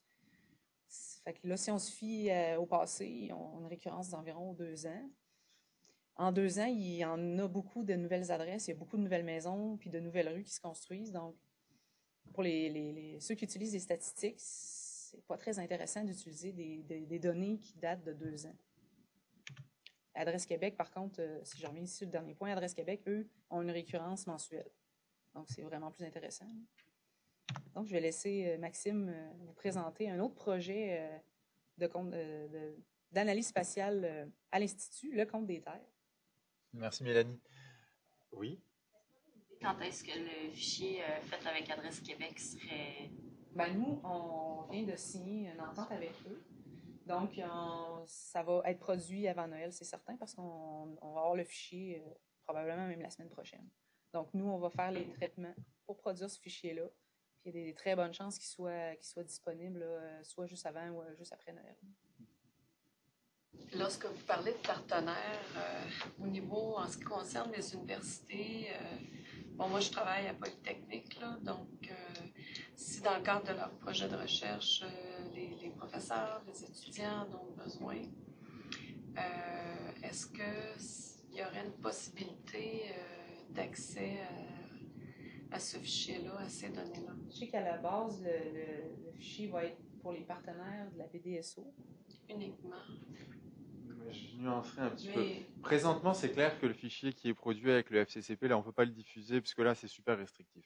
Là, Adresse Québec, c'est les données sources du MERN qu'on utilise. On a signé des accords avec eux. On bonifie énormément leurs données parce que là, la donnée, comment elle est présentée actuellement, là, c'est impossible de faire du géocodage avec. Là, c'est beaucoup trop complexe. Il faut simplifier ça, l'agréger, le mettre dans un fichier qui est exploitable facilement. Donc, nous, on va faire une grosse part de travail. On va joindre plein de découpages administratifs, tout ça. Mais le fichier, la donnée va rester toujours propriété d'Adresse Québec. Donc, eux, Adresse Québec, ils nous parlent potentiellement de commercialisation de ce fichier-là, en plus du reste de leurs données. On produit ça, nous, avant tout, parce qu'on en a vraiment besoin en interne. C'est une nécessité absolue. Ensuite, on va certainement appuyer pour qu'il y ait un maximum de partenariats qui puissent se faire, j'espère, gratuitement. Mais c'est eux qui vont quand même détenir le droit de publication et de diffusion plus large de ce fichier. Donc, on ne peut pas vous en dire plus pour le Sûrement moment. être, s'ils décident de le commercialiser, il va être sur la géoboutique. C'est ça. Donc, voilà pour la réponse. C'est pas forcément celle que vous vouliez entendre, j'imagine, mais ouais. Donc voilà. Je vais continuer sur la 6e partie, le 6e module, avant-dernier, avant la fin, mais pas des moindres. Le projet Compte des terres. Je ne sais pas si certaines personnes ont déjà entendu parler. C'est quelque chose qui est en développement depuis maintenant 2 ans à l'ISQ. C'est un projet assez complexe et qui met bien en avant l'analyse spatiale, l'information géographique, puis qu'est-ce qu'on peut faire, qu'est-ce qu'on ne peut pas faire, les erreurs à ne pas commettre, les différentes sources de données. Donc, je l'utilise vraiment comme appui à la présentation, puis appui à ce que peut servir vraiment l'information géographique et comment la traiter. Petit plan pour cette présentation, donc définition et concept du projet Compte des terres, le projet pilote mené en 2013, et là l'évolution actuelle du projet, les défis méthodologiques qu'on doit résoudre actuellement à l'ISQ. Donc le projet Compte des terres, il vient s'inscrire dans un schéma un petit peu particulier. Donc je pense que tout le monde connaît le système de comptabilité nationale, le SCN, qui est ici. Le projet Compte des terres vient s'inscrire plus largement dans le système de comptabilité environnementale et économique, donc les comptes de l'environnement. Il vient s'inscrire ici. Donc c'est quelque chose de précurseur pour le Québec. Ça n'a pas été encore fait. C'est l'ISQ qui a pris ça à sa charge. Et on est vraiment dans une phase encore de développement de méthodologie pour pouvoir avoir un produit cohérent à proposer. C'est certain que ça fait longtemps qu'on travaille dessus, donc il y aura certainement une sortie à un moment, puis ça va être quand même un outil exploitable qui va être diffusé. Le projet Compte des terres s'inscrit dans un processus plus large qui va essayer d'aller vers carrément les comptes des écosystèmes. Les comptes des écosystèmes, c'est quelque chose de plus complexe. Je vais essayer de définir les 3 fonctionnements, donc le système de comptabilité, les comptes de l'environnement, puis les comptes des écosystèmes sur une diapo suivante. C'est un petit peu complexe à appréhender. Je vais essayer de simplifier un maximum. Mais pour en revenir au compte des terres, ce qu'on peut constater, c'est un compte des actifs qui enregistre le stock de terre au début et à la fin d'une période. Donc en fait, l'objectif de savoir chaque portion du territoire, elle était occupée par quoi, utilisée dans quel but, à un temps donné, et après refaire cette analyse-là pour un intervalle de temps plus éloigné, c'est de déterminer les changements, savoir qu'est-ce qui s'est passé, qu'est-ce qu'on a gagné, qu'est-ce qu'on a perdu en ressources naturelles, qu'est-ce qui a été artificialisé, qu'est-ce qui a été revégétalisé. Le but, c'est d'avoir vraiment des statistiques et pas uniquement de l'information géographique à représenter. Donc, je vais essayer de démystifier ce graphique-là, ça va pas être évident. Donc, le système de comptabilité nationale, C'est une représentation comptable du système économique d'un pays. Donc, il est produit au niveau provincial par l'ISQ, par les comptes économiques du Québec, par l'ISQ, et au fédéral par le système de comptabilité nationale du Canada. Donc, en fait, il mesure l'activité économique. Il permet le calcul d'indicateurs comme le produit intérieur brut, le PIB. Et en fait, sa vraie limite par rapport à l'environnement, c'est qu'il ne mesure pas du tout les externalités environnementales. L'environnement est pas pris en considération ou très peu, et ni les actifs environnementaux sans valeur marchande, c'est-à-dire que tout ce qui sort du cercle économique, là, c'est pas pris en considération. C'est quand même le premier constat qu'on pourrait faire. Donc là vient s'ajouter donc le deuxième module qui était les comptes de l'environnement, le cadre central. Donc c'est une représentation comptable des interactions entre l'économie et l'environnement. Donc là, on prend en considération l'environnement. Et en fait, on va essayer de mesurer les stocks d'actifs environnementaux et leur évolution, les flux de matière et d'énergie entre l'économie et l'environnement. Donc les exemples de flux, par exemple, les émissions de polluants atmosphériques, l'utilisation de bois dans l'industrie, etc. Les exemples de stocks, donc c'est par exemple les ressources en eau, les ressources en terre, donc tout un tas d'indicateurs en environnement. Maintenant, la limite de ça, donc la limite même du projet compte des terres dans sa version actuelle, bon, il vient s'inscrire là, c'est qu'en fait, ça ne va pas mesurer les services écologiques, donc qui ne fournissent pas d'intrants à la production, ni la capacité des écosystèmes à générer des services écologiques. C'est un petit peu compliqué, mais en gros, c'est l'interaction entre tous ces phénomènes-là qui va être plus difficilement mesurable avec le projet compte des terres dans son état actuel. Mais le but, en faisant le projet compte des terres, c'est d'avoir une base afin d'aller vraiment vers la section donc comptes expérimentaux des écosystèmes. Les comptes des écosystèmes, c'est vers quoi l'ISQ tend à plus long terme, une fois que le projet compte des terres aura abouti. Si je reviens à ma diapo précédente, donc l'alternative à cette limite-là, donc au compte de l'environnement, pardon, c'est donc les comptes expérimentaux des écosystèmes, donc qui va permettre de fournir des infrastructures nécessaires au développement donc, des comptes des écosystèmes. Excusez-moi, je me suis répété un peu. Donc là, on revoit le graphique qui essaye donc de présenter les interactions entre ce qui existe, ce qui est en cours de développement, donc ici, là, par rapport au cadre central, et ce qui est souhaitable de faire dans un avenir plus éloigné. Donc maintenant, pour revenir un petit peu plus de façon concrète, le projet de compte des terres dans sa version 2013, qu'est-ce qui a été réalisé? Donc l'objectif, c'était surtout de tester la faisabilité du projet avec ce qu'on a comme données et ce qu'on a comme ressources. Donc faire une classification des territoires selon leur couverture d'occupation terrestre, donc la couverture physique, biologique observée à la surface de la Terre, donc les surfaces artificielles, les terres agricoles, les forêts, etc. Donc le but de faire ce projet compte des terres-là, c'est de faire une agrégation des données et obtenir deux tableaux statistiques. Donc le premier, c'est le compte des actifs physiques.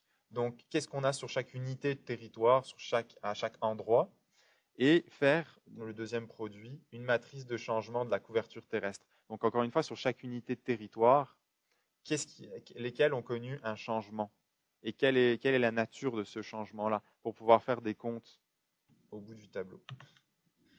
Les données produites à partir donc, des deux cartes de couverture terrestre, donc le but même du projet compte des terres,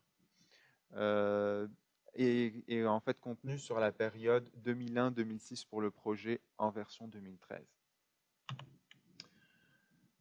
Les cartes de couverture terrestre sont basées en fait sur une panoplie de données sources que je vais vous présenter sur les diapos suivantes. Et pour ce projet pilote, en fait, on a décidé de le développer uniquement sur la région Chaudière-Appalaches pour limiter le nombre de traitements qu'on a à faire, mais tout en ayant une région administrative représentative et intéressante à traiter. Donc, le projet version 2013, on a utilisé majoritairement 4 sources de données pour pouvoir faire cet inventaire de l'environnement, enfin, inventaire de l'occupation du sol. Donc, bien entendu, l'inventaire écoforestier produit par le ministère des Forêts. Donc, cet inventaire écoforestier nous permet d'avoir une catégorie de terrain, c'est-à-dire qu'on peut vraiment observer qu'est-ce qui est, par exemple, les étendues d'eau, quels sont les territoires à vocation forestière, quels sont également les territoires à vocation non forestière, c'est-à-dire les territoires artificialisés. Puis pour les territoires, tous les territoires qui sont naturels et forestiers, on a les types écologiques, les caractéristiques sur le type de peuplement, etc. Donc ça, c'était une très bonne source de données, extrêmement précise. On a également utilisé d'autres données, par exemple des données agricoles, de la financière agricole, qui recense de manière exhaustive toutes les terres en culture au Québec, enfin 90% de celles-ci, qui datent à partir de 2003 jusqu'à aujourd'hui. On a également utilisé le réseau routier d'Adresse Québec, mais il a été créé à partir de 2011, donc tout ce qui est avant 2011, on n'a pas de données. Pareil pour les données agricoles, avant 2003, on n'a pas de données. Donc là, on commence à avoir un premier des problèmes méthodologiques qui se dégagent, c'est les données historiques, on n'en a pas ou on en manque. La dernière source de données, c'est les zones habitées de Statistique Canada, donc en fait qui exploitent les géographies du recensement et qui ont été produites pour les dates des recensements précédents, 2001 et 2006. Niveau précision spatiale, là aussi, on a peut-être des petits problèmes méthodologiques, je vais m'y étendre un petit peu plus loin. Donc le projet pilote de 2013 sur la région Chaudière-Appalaches représente environ 1% de la superficie totale de la province, donc c'est quand même assez faible, mais quand même très représentatif si on considère qu'au nord, on n'a pas énormément d'activité humaine pour le moment. Alors voilà un exemple tout à fait concret du résultat du projet pilote. Là, on est à peu près sur Lévis, mais c'est pas ça l'important. L'important, c'est de voir qu'avec les différentes sources de données qu'on a amalgamées tout ensemble à l'aide de tout un tas de procédures géographiques, on a pu avoir une couverture du terrain exhaustif pour environ l'année 2001. Donc là, on peut observer les différentes classes qui ont été créées. Les classes créées, en fait, respectent une nomenclature internationale précise pour ce genre de projet de compte des terres. Par exemple, les surfaces artificielles, les terres agricoles, les milieux humides, etc., les forêts, on voit toutes les classes dans la légende.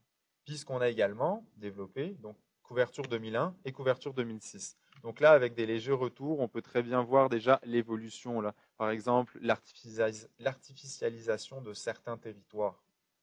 Donc ça, c'est un des buts du projet Compte des terres, mais pas uniquement cartographique. Le but, c'est d'avoir l'information statistique. Donc à partir de ça, qu'est-ce qui est fabriqué? C'est comme une espèce de grille, une maille sur le territoire pour que chaque unité de territoire possède en fait son code de couverture, on va dire.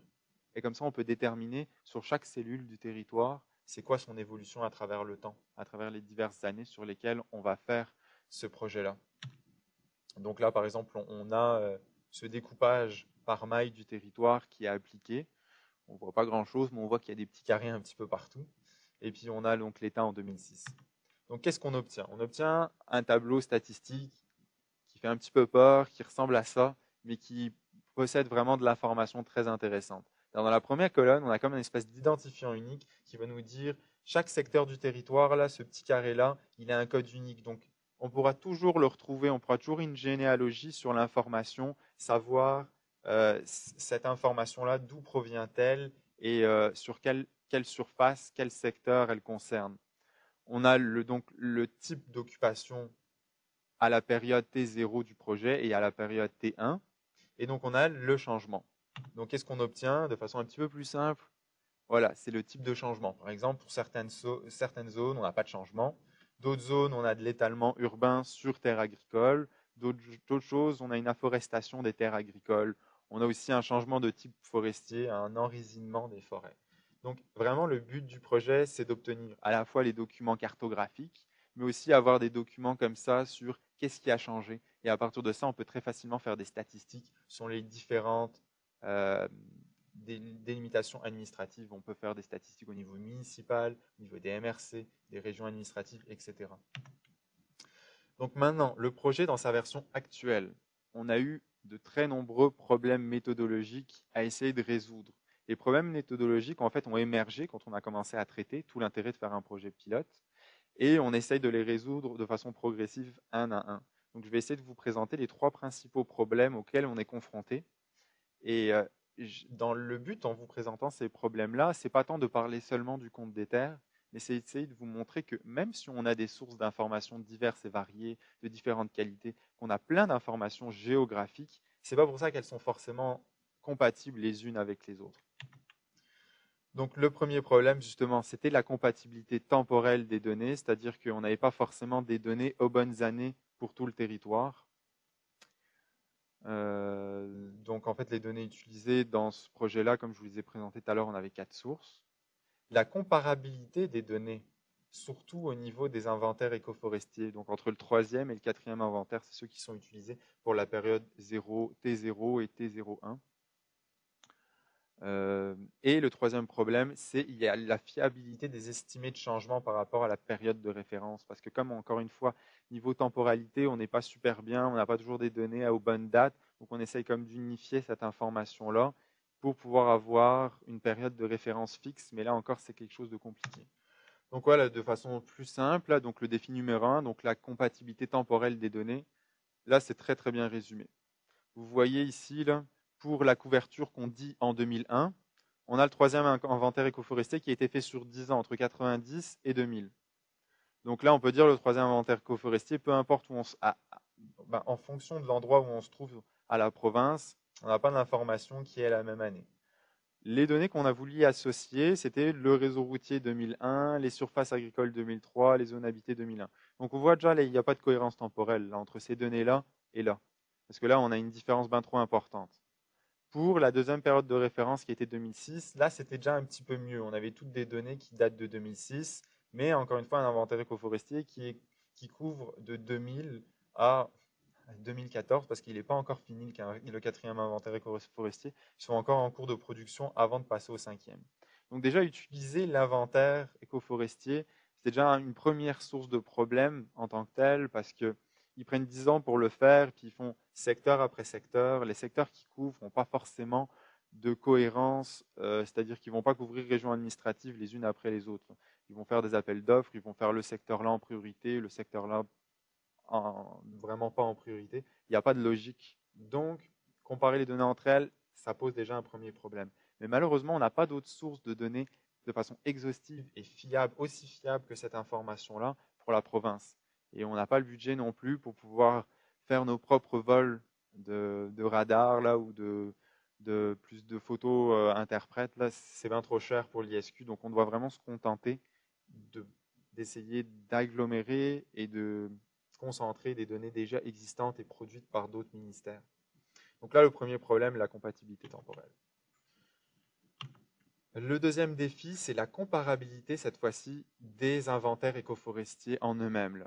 Vraiment, si on regarde le ministère des Forêts, qu'est-ce qu'ils font entre le troisième et le quatrième programme? Ils ont fait des changements méthodologiques, ce qui induit des sources d'erreurs pour nous. Ils ont fait aussi un affinement du seuil de détection des polygones. Donc là aussi, ça nous pose problème parce que forcément, si le nouveau programme est bien plus précis que l'ancien, comparer les deux ensemble, ça devient compliqué parce qu'il y a comme des zones de changement qui vont se créer à certains endroits, on va le voir plus tard, alors qu'en fait, elles n'ont pas de sens, elles n'ont pas de cohérence. On a aussi une prise en considération de l'occupation réelle du sol et non plus son attribution juridique. Donc là, on a des petits exemples.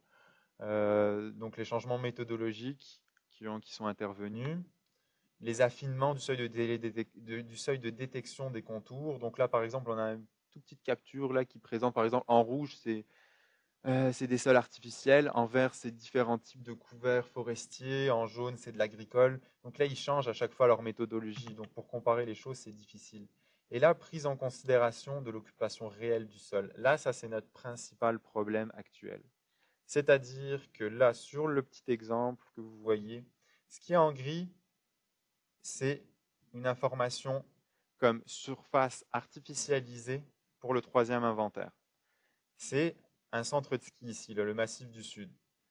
Là, l'ensemble du périmètre de la station de ski est défini comme surface artificielle, alors qu'on ne pourrait pas considérer réellement sur le territoire que tout est artificiel. On a une partie d'artificiel et une partie de naturel, donc on a encore de la végétation. Dans le quatrième inventaire, ils se sont dit, on va changer notre méthodologie, ça ne nous convient plus. On va juste déterminer les surfaces qui sont réellement artificielles sur sol, c'est-à-dire plus l'attribution juridique, c'est-à-dire l'ensemble du territoire là, c'est une station de ski, mais uniquement à l'endroit où on a des pistes. Donc là, tout de suite, si on regarde ces deux sources de données et qu'on essaie de les comparer, là, on va obtenir comme des endroits où on a potentiellement une revégétalisation Ce qui est faux, l'endroit n'a pas beaucoup changé entre les deux dates, la 2001-2006. Donc là, on a des problèmes méthodologiques de comparaison des données. C'est vraiment notre principal défi. L'autre chose, en fait, on a une matrice de décision là qui nous permet de prendre l'inventaire écoforestier dans toute sa complexité, dans tous ses attributs, puis essayer d'en faire quelque chose de simple, c'est-à-dire regarder tous les petits attributs un par un, comment ils ont été définis par le ministère des Forêts, et puis se dire, bah, ça, c'est un couvert artificiel, ça, c'est un couvert végétal, et donc on va faire comme 10 ou 11 thématiques là, séparées, comme on a vu sur les premières cartes du projet pilote. Donc ça aussi, ça c'est un autre problème, laisse savoir comment interpréter les différents attributs. Mais ensuite, heureusement, le ministère des Forêts nous aide pas mal à comprendre qu'est-ce qu'ils font et comment ils le font. Voilà donc un premier résultat du projet version 2014. Donc ça pourrait ressembler à ce qui a été fait préalablement, mais cette fois-ci, on a changé la source de données. Comme les données étaient plus comparables de façon temporelle entre elles, parce qu'il y avait un trop grand décalage, on s'est recentré uniquement pour le moment sur l'usage de l'inventaire écoforestier. Donc là, ce qu'on voit, c'est vraiment 100% des données de l'inventaire écoforestier, mais complètement retravaillées pour qu'il y ait des classes qui se dégagent, des classes d'occupation du sol complètement différentes que ce que eux font à la base avec ces données-là. Donc on peut voir par exemple en rouge les surfaces artificielles, en jaune les terres agricoles. On essaie d'avoir des couleurs un peu cohérentes. Donc là, voilà. Notre but, c'était de réussir à faire au moins ça. On a réussi. Là, un petit zoom pour vous montrer en fait un secteur plus particulier qui montre donc l'état de la couverture terrestre comme pour la ville de Québec et les différentes classifications qu'on a fait. Là maintenant, bon, c'est compliqué à percevoir, c'est exactement la même surface que ça. Sauf que là, ce qu'on va regarder ici, c'est le changement qu'il y a eu entre l'inventaire écoforestier 3e et le 4e, c'est-à-dire entre nos deux périodes de référence.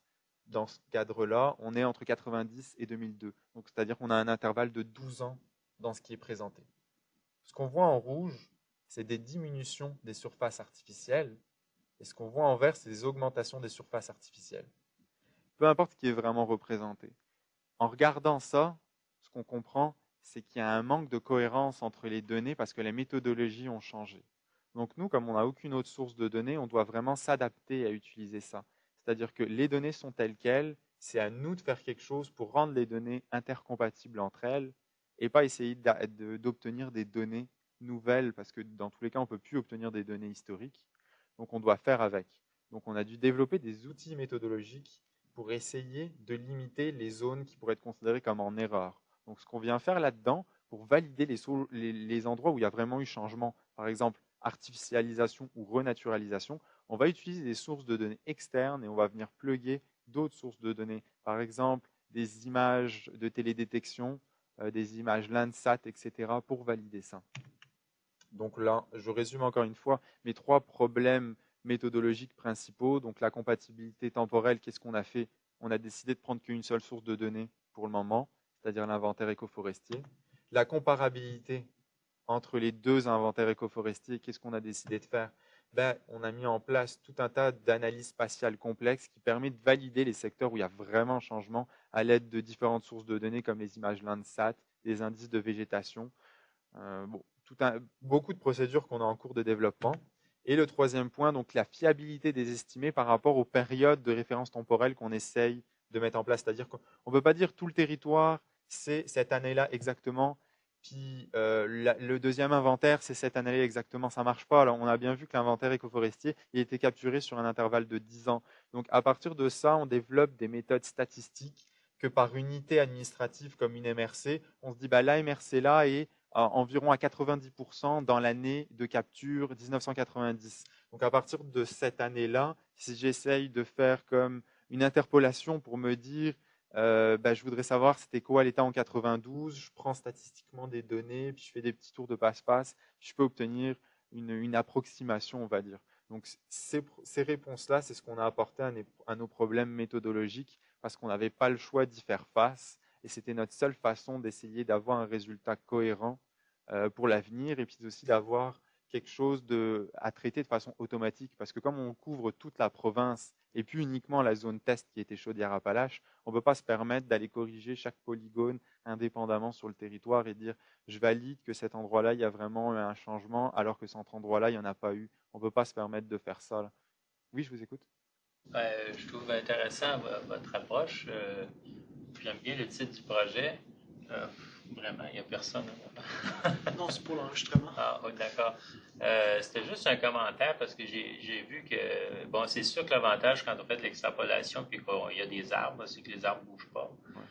C'est un avantage. Par contre, vous avez utilisé le terme écosystème, puis Ouais. je suis biologiste de formation initialement. Je suis un peu plus chatouilleux avec ce terme-là parce que il n'y a pas juste les arbres, donc il peut y avoir une mouvance de population qui vont dépasser ou qui vont même rapetisser plus vite que celle des arbres, justement, que ce soit oiseaux, petites bêtes, etc. là. Donc, j'étais plus chatouilleux. On aime bien le mot écosystème, là, mais ici, on reste dans le concept, surtout animalier. Je pense que l'extrapolation n'aurait peut-être pas lieu d'être. Pour les arbres, ça se fait parce que pas vraiment changer de place, là, mais les animaux, les insectes, ça pourrait poser problème. Un exemple de ça, ça serait la tique qui revient en force dans le sud du Québec, sans que vraiment la composition végétale ait beaucoup changé. Elle change beaucoup plus lentement que la progression de la tique. Fait que son écosystème s'agrandit plus vite que celui visible en milieu écoforestier. C'était juste un commentaire Oui, c'est peut-être quelque chose supra-cartographique, je dirais. C'est peut-être quelque chose qui n'est pas assez pris en considération dans le projet, dans sa version-là. Mais si je dis pas de bêtises, parce que c'est pas moi c'est pas moi qui dirige ce projet-là. Moi, je suis vraiment l'aspect technique, puis l'aspect comme analyse spatiale. Me semble-t-il, si on regarde le premier graphique que j'avais présenté, là, on est dans la partie comme compte environnement, et puis dans la partie compte des écosystèmes, ça c'est comme l'ultime but. Mais ça, avec les sources de données qu'on a actuellement, ça serait très difficile. Et je pense que ces interactions-là sont censées être comme modélisées d'une certaine façon dans le compte des écosystèmes. Mais je ne pourrais pas vous en dire plus, par exemple. Mais si vous avez d'autres questions à ce sujet-là, je sais à qui demander pour pouvoir avoir des réponses plus concrètes que celles que j'essaie de vous fournir. Donc maintenant, on va passer au 7e et dernier module. Je vous remercie pour votre attention particulière pour le projet Compte des Terres parce que c'est un gros morceau et qui n'est pas facile à expliquer en si peu de temps, malgré que j'ai quand même dû prendre un bon 20 minutes pour cette section-là. Merci. Oui. Je voulais savoir, est-ce qu'il y a des applications qui sont prévues par rapport à ce projet? En particulier, je pense au problème de la chaleur, puis avec les changements climatiques, les îlots de chaleur urbains qui sont assez croissants et qu'on sait être assez bien corrélés justement aux surfaces artificielles, en fait, ce que vous dites là. Et je me demandais, est-ce que c'est prévu, par exemple, dans vos analyses ou dans certaines applications du projet de Compte des Terres, d'essayer de voir un petit peu l'impact un peu plus loin sur la société, sur la santé, etc., en fait, en termes d'application?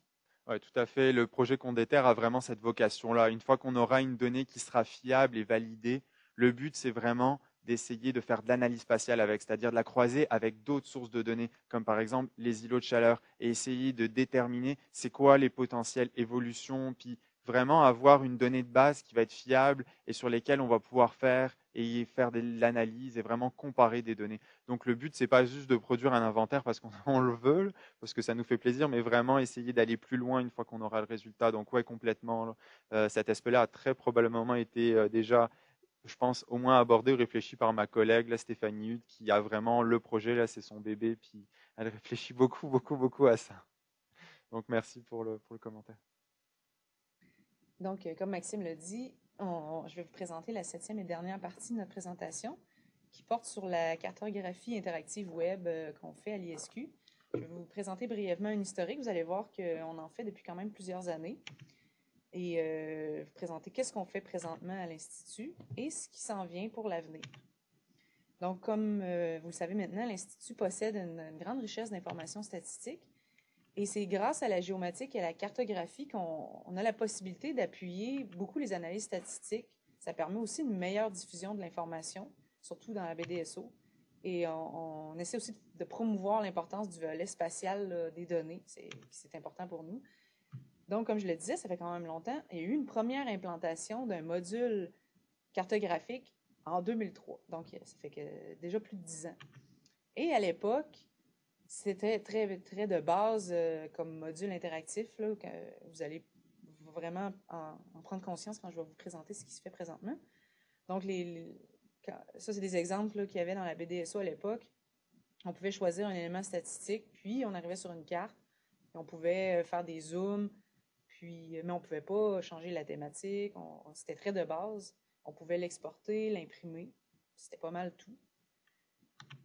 Par la suite, en 2009, l'Institut de la statistique a décidé, parce que ce que j'ai oublié de vous dire juste pour cet exemple-là, c'est qu'on c'était utilisé, on prenait un module de MapInfo combiné avec du rack spatial. C'était un peu complexe à gérer pour ceux qui ne sont pas pas complexe à gérer, mais complexe à comprendre pour ceux qui ne sont pas en géographie. Mais tout ça pour vous dire qu'en 2009, on a changé de technologie. On a décidé de s'en aller vers un logiciel qui fait purement et simplement de la cartographie web, qui s'appelle CartoVista. Et c'est un logiciel qui est d'ailleurs développé à Québec par une firme qui s'appelle DBX Géomatique, qui est à Gatineau. Donc, c'est en 2009 qu'on a fait affaire avec eux. Et donc, le module cartographique a beaucoup évolué à partir de ce moment-là. Vous avez un exemple ici avec la version 2 qui date de 2009. C'est toujours dans l'ancienne version de la BDSO. Donc, vous avez ici le tableau statistique des données qui correspond par exemple, ici, c'est des découpages des régions administratives. Bien, vous avez chacune des régions administratives avec les données ici. On avait déjà des modules comme précédemment, on pouvait zoomer, dézoomer, sélectionner. Là, on va encore plus loin lorsqu'on passe le curseur sur une région administrative. Là, on a une petite infobulle ici qui apparaissait, comme par exemple, ici, c'est la capitale nationale. On voyait que pour la capitale nationale, la donnée s'affichait. C'est la donnée qu'on retrouvait dans le tableau. Puis à cette époque-là, on pouvait aussi exporter le tableau pour pouvoir l'imprimer aussi. Et par la suite, en 2011, on est passé à CartoVista 4, qui est une version plus récente, qui avait un visuel aussi amélioré. Et la grosse différence entre les 2 années, c'est que vous voyez ici, le fond de carte est complètement différent de ce qu'on retrouve ici. Ici, c'est simplement un découpage gris très de base avec l'Ontario et les voisins, les provinces canadiennes qui sont voisines du Québec, puis les États américains. Et ici, on se trouve à voir ce qu'on appelle un fond tuilé. C'est un peu comme fonctionne Google Maps. Quand on zoome, il affiche des carrés. C'est ça, des tuiles, en fait. Et c'est stocké sur notre serveur. Ces tuiles-là comportent les voisins du Québec, incluant États-Unis, Ontario et autres provinces canadiennes, les routes du Québec, le réseau hydrographique, toutes sortes de données qui sont importantes, qu'on voulait toujours avoir et qui s'afficheraient toujours à chaque fois qu'on aurait une carte. Et dans la BDSO, par la suite, là, on retrouve encore le tableau de données avec le tableau, la carte qui vient s'associer avec. Sur le site de l'ISQ, parce que là, celle que je vous ai présentée, c'était sur le site de la Banque de données des statistiques officielles, mais sur le site même de l'ISQ, on retrouve aussi des cartes interactives. Je vous ai sorti un de nos meilleurs exemples, c'est la carte des mines en production au Québec. La carte date de cet été. Vous retrouvez toutes les mines qui sont en production. Chaque thématique de couleur et de forme correspond à la substance exploitée et au type d'opération qui est effectuée dans la mine. On a toujours le principe d'infobulle. À chaque fois qu'on passe notre curseur sur une mine, on a plein d'informations qui s'affichent à l'écran. Pour l'utilisateur, c'est très utile. C'est des paramètres qu'on fait nous-mêmes, qu'on décide d'afficher par nous-mêmes à l'interne et ensuite ça s'affiche. On a un module de recherche. On peut rechercher si on connaît le nom de la mine. On ne sait pas exactement où c'est. Le logiciel nous permet de faire une recherche. On a l'option, évidemment, d'impression et de sauvegarde. Et la légende thématique, là, qui est vraiment intéressante visuellement, d'ailleurs, et qu'on peut soit décider d'afficher seulement les substances exploitées, soit juste le type d'opération. D'autres exemples qui sont présents sur le site de l'Institut, on a les divisions hydrographiques, les revenus qui découlent des biens fabriqués. C'est toujours des cartes interactives. Donc, on en ajoute de plus en plus sur le site. Sur le site de la BDSO, quand on cherche un élément statistique, à la base, là, on ne tomberait pas sur cet onglet-là, on tomberait sur l'onglet tableau statistique. Donc, il suffit de cliquer sur représentation cartographique pour pouvoir générer la représentation cartographique de l'élément statistique ici, qui est nommé, qu'on aurait choisi. Et c'est cette carte qui s'affiche. On a la possibilité là, de trier par nom de région administrative si on veut. On a encore les outils qu'on retrouve ici que je vous ai présentés tout à l'heure, la légende. On peut la mettre en mode plein écran, on retrouve les sources. C'est vraiment un module très complet. Il y a la possibilité ici, avec le bouton qui est ici, si on veut, on peut changer la couleur de la thématique aussi. Donc ça, c'est un exemple, on vous a mis une petite vidéo. Quand on arrive sur le site de la BDSO, on peut faire une recherche par mots-clés. Là, notre recherche nous renvoie des tableaux. Et là, par exemple, ici, on a le taux de fécondité selon le groupe d'âge de la mère. On clique sur la représentation carto. On choisit l'élément statistique qui nous intéresse. Ici, c'est le taux de fécondité. On peut choisir le groupe d'âge qui nous intéresse. Et on génère la représentation carto qui s'affiche. Donc, on a la carte et son tableau statistique correspondant au groupe d'âge. On peut le changer aussi si on veut. On régénère la carte et elle va s'être adaptée aux critères qu'on a sélectionnés. Le module de recherche, quand on passe notre curseur, vous voyez, l'infobulle s'affiche. On peut faire une recherche par région administrative. Et lorsqu'on fait une recherche, ce qui est intéressant, c'est que le module va zoomer sur la région qu'on a demandé. Toujours l'infobulle qui est toujours pratique.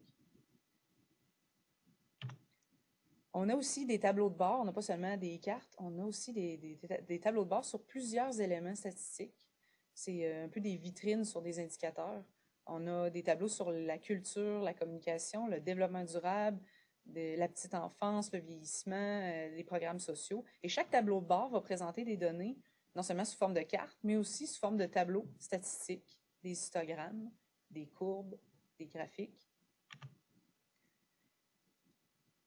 Et ça, c'est un exemple. Oups, je crois que. Ah non, on n'avait pas mis. On avait On a une petite vidéo, ouais, là, on a voulu vous épargner ça. Mais on ne l'a pas inséré. Ça ici, c'est un exemple de carte qu'on désire faire très prochainement. C'est ce qu'on appelle des cartes de flux. D'ailleurs, parce qu'on a beaucoup de données de migration interrégionale. Et présentement, on n'a pas de carte sur ces données-là. Et on sait qu'avec CartoVista, il y a la possibilité de faire ce genre de représentation-là très facilement et de façon conviviale. Donc ça fait partie de nos projets à venir pour 2015. On veut représenter ce genre d'informations-là. C'est très intéressant parce qu'ici, le module nous permet d'avoir... Ça ressemble un peu à ce qu'on retrouve avec les cartes de la BDSO. Tu sais, on a le tableau de bord ici. Mais c'est un peu aussi un mix avec les tableaux de bord parce qu'on peut générer d'autres sortes de données, des graphiques, des histogrammes, un peu comme ce qu'on retrouve ici là, dans un tableau de bord. Un autre projet de carte qui était à venir, mais qui est maintenant, on peut dire, qui est pratiquement implanté à 100%, c'est notre fameux FCCP de tout à l'heure. Quand je vous disais qu'à l'interne, on a décidé de développer un module cartographique pour les employés, ben, c'est à ça que ça ressemble. C'est développé avec CartoVista. Les gens peuvent questionner avec l'outil de recherche par code de municipalité, par aire de diffusion. Ça permet une localisation des objets vraiment plus rapide que de fouiller dans un tableau Excel, surtout quand on a 235 000 lignes. Ça peut être long. Donc, on peut zoomer sur la carte, évidemment. On peut faire la recherche. Le module de recherche s'ouvre, comme tout à l'heure, on l'a vu dans la vidéo. Donc, oui, on est passé vite à la fin. Ben, merci beaucoup pour votre attention. J'espère que vous avez aimé notre présentation. On a essayé de synthétiser au mieux. C'est ça.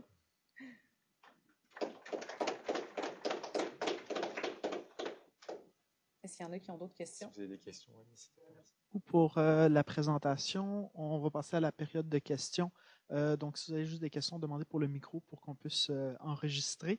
Donc, est-ce qu'il y aurait des questions qui n'auraient pas été posées durant la présentation? Aucune question? On était clair. Oui. C'est bon signe. Merci beaucoup. Donc, s'il n'y a pas de questions, merci beaucoup de vous être déplacés. Et comme d'habitude, la présentation va être mise en ligne, donc ça va être possible de la réécouter ou si vous voulez la fournir à quelqu'un d'autre, si ça pourrait être un sujet d'intérêt. Merci. Merci.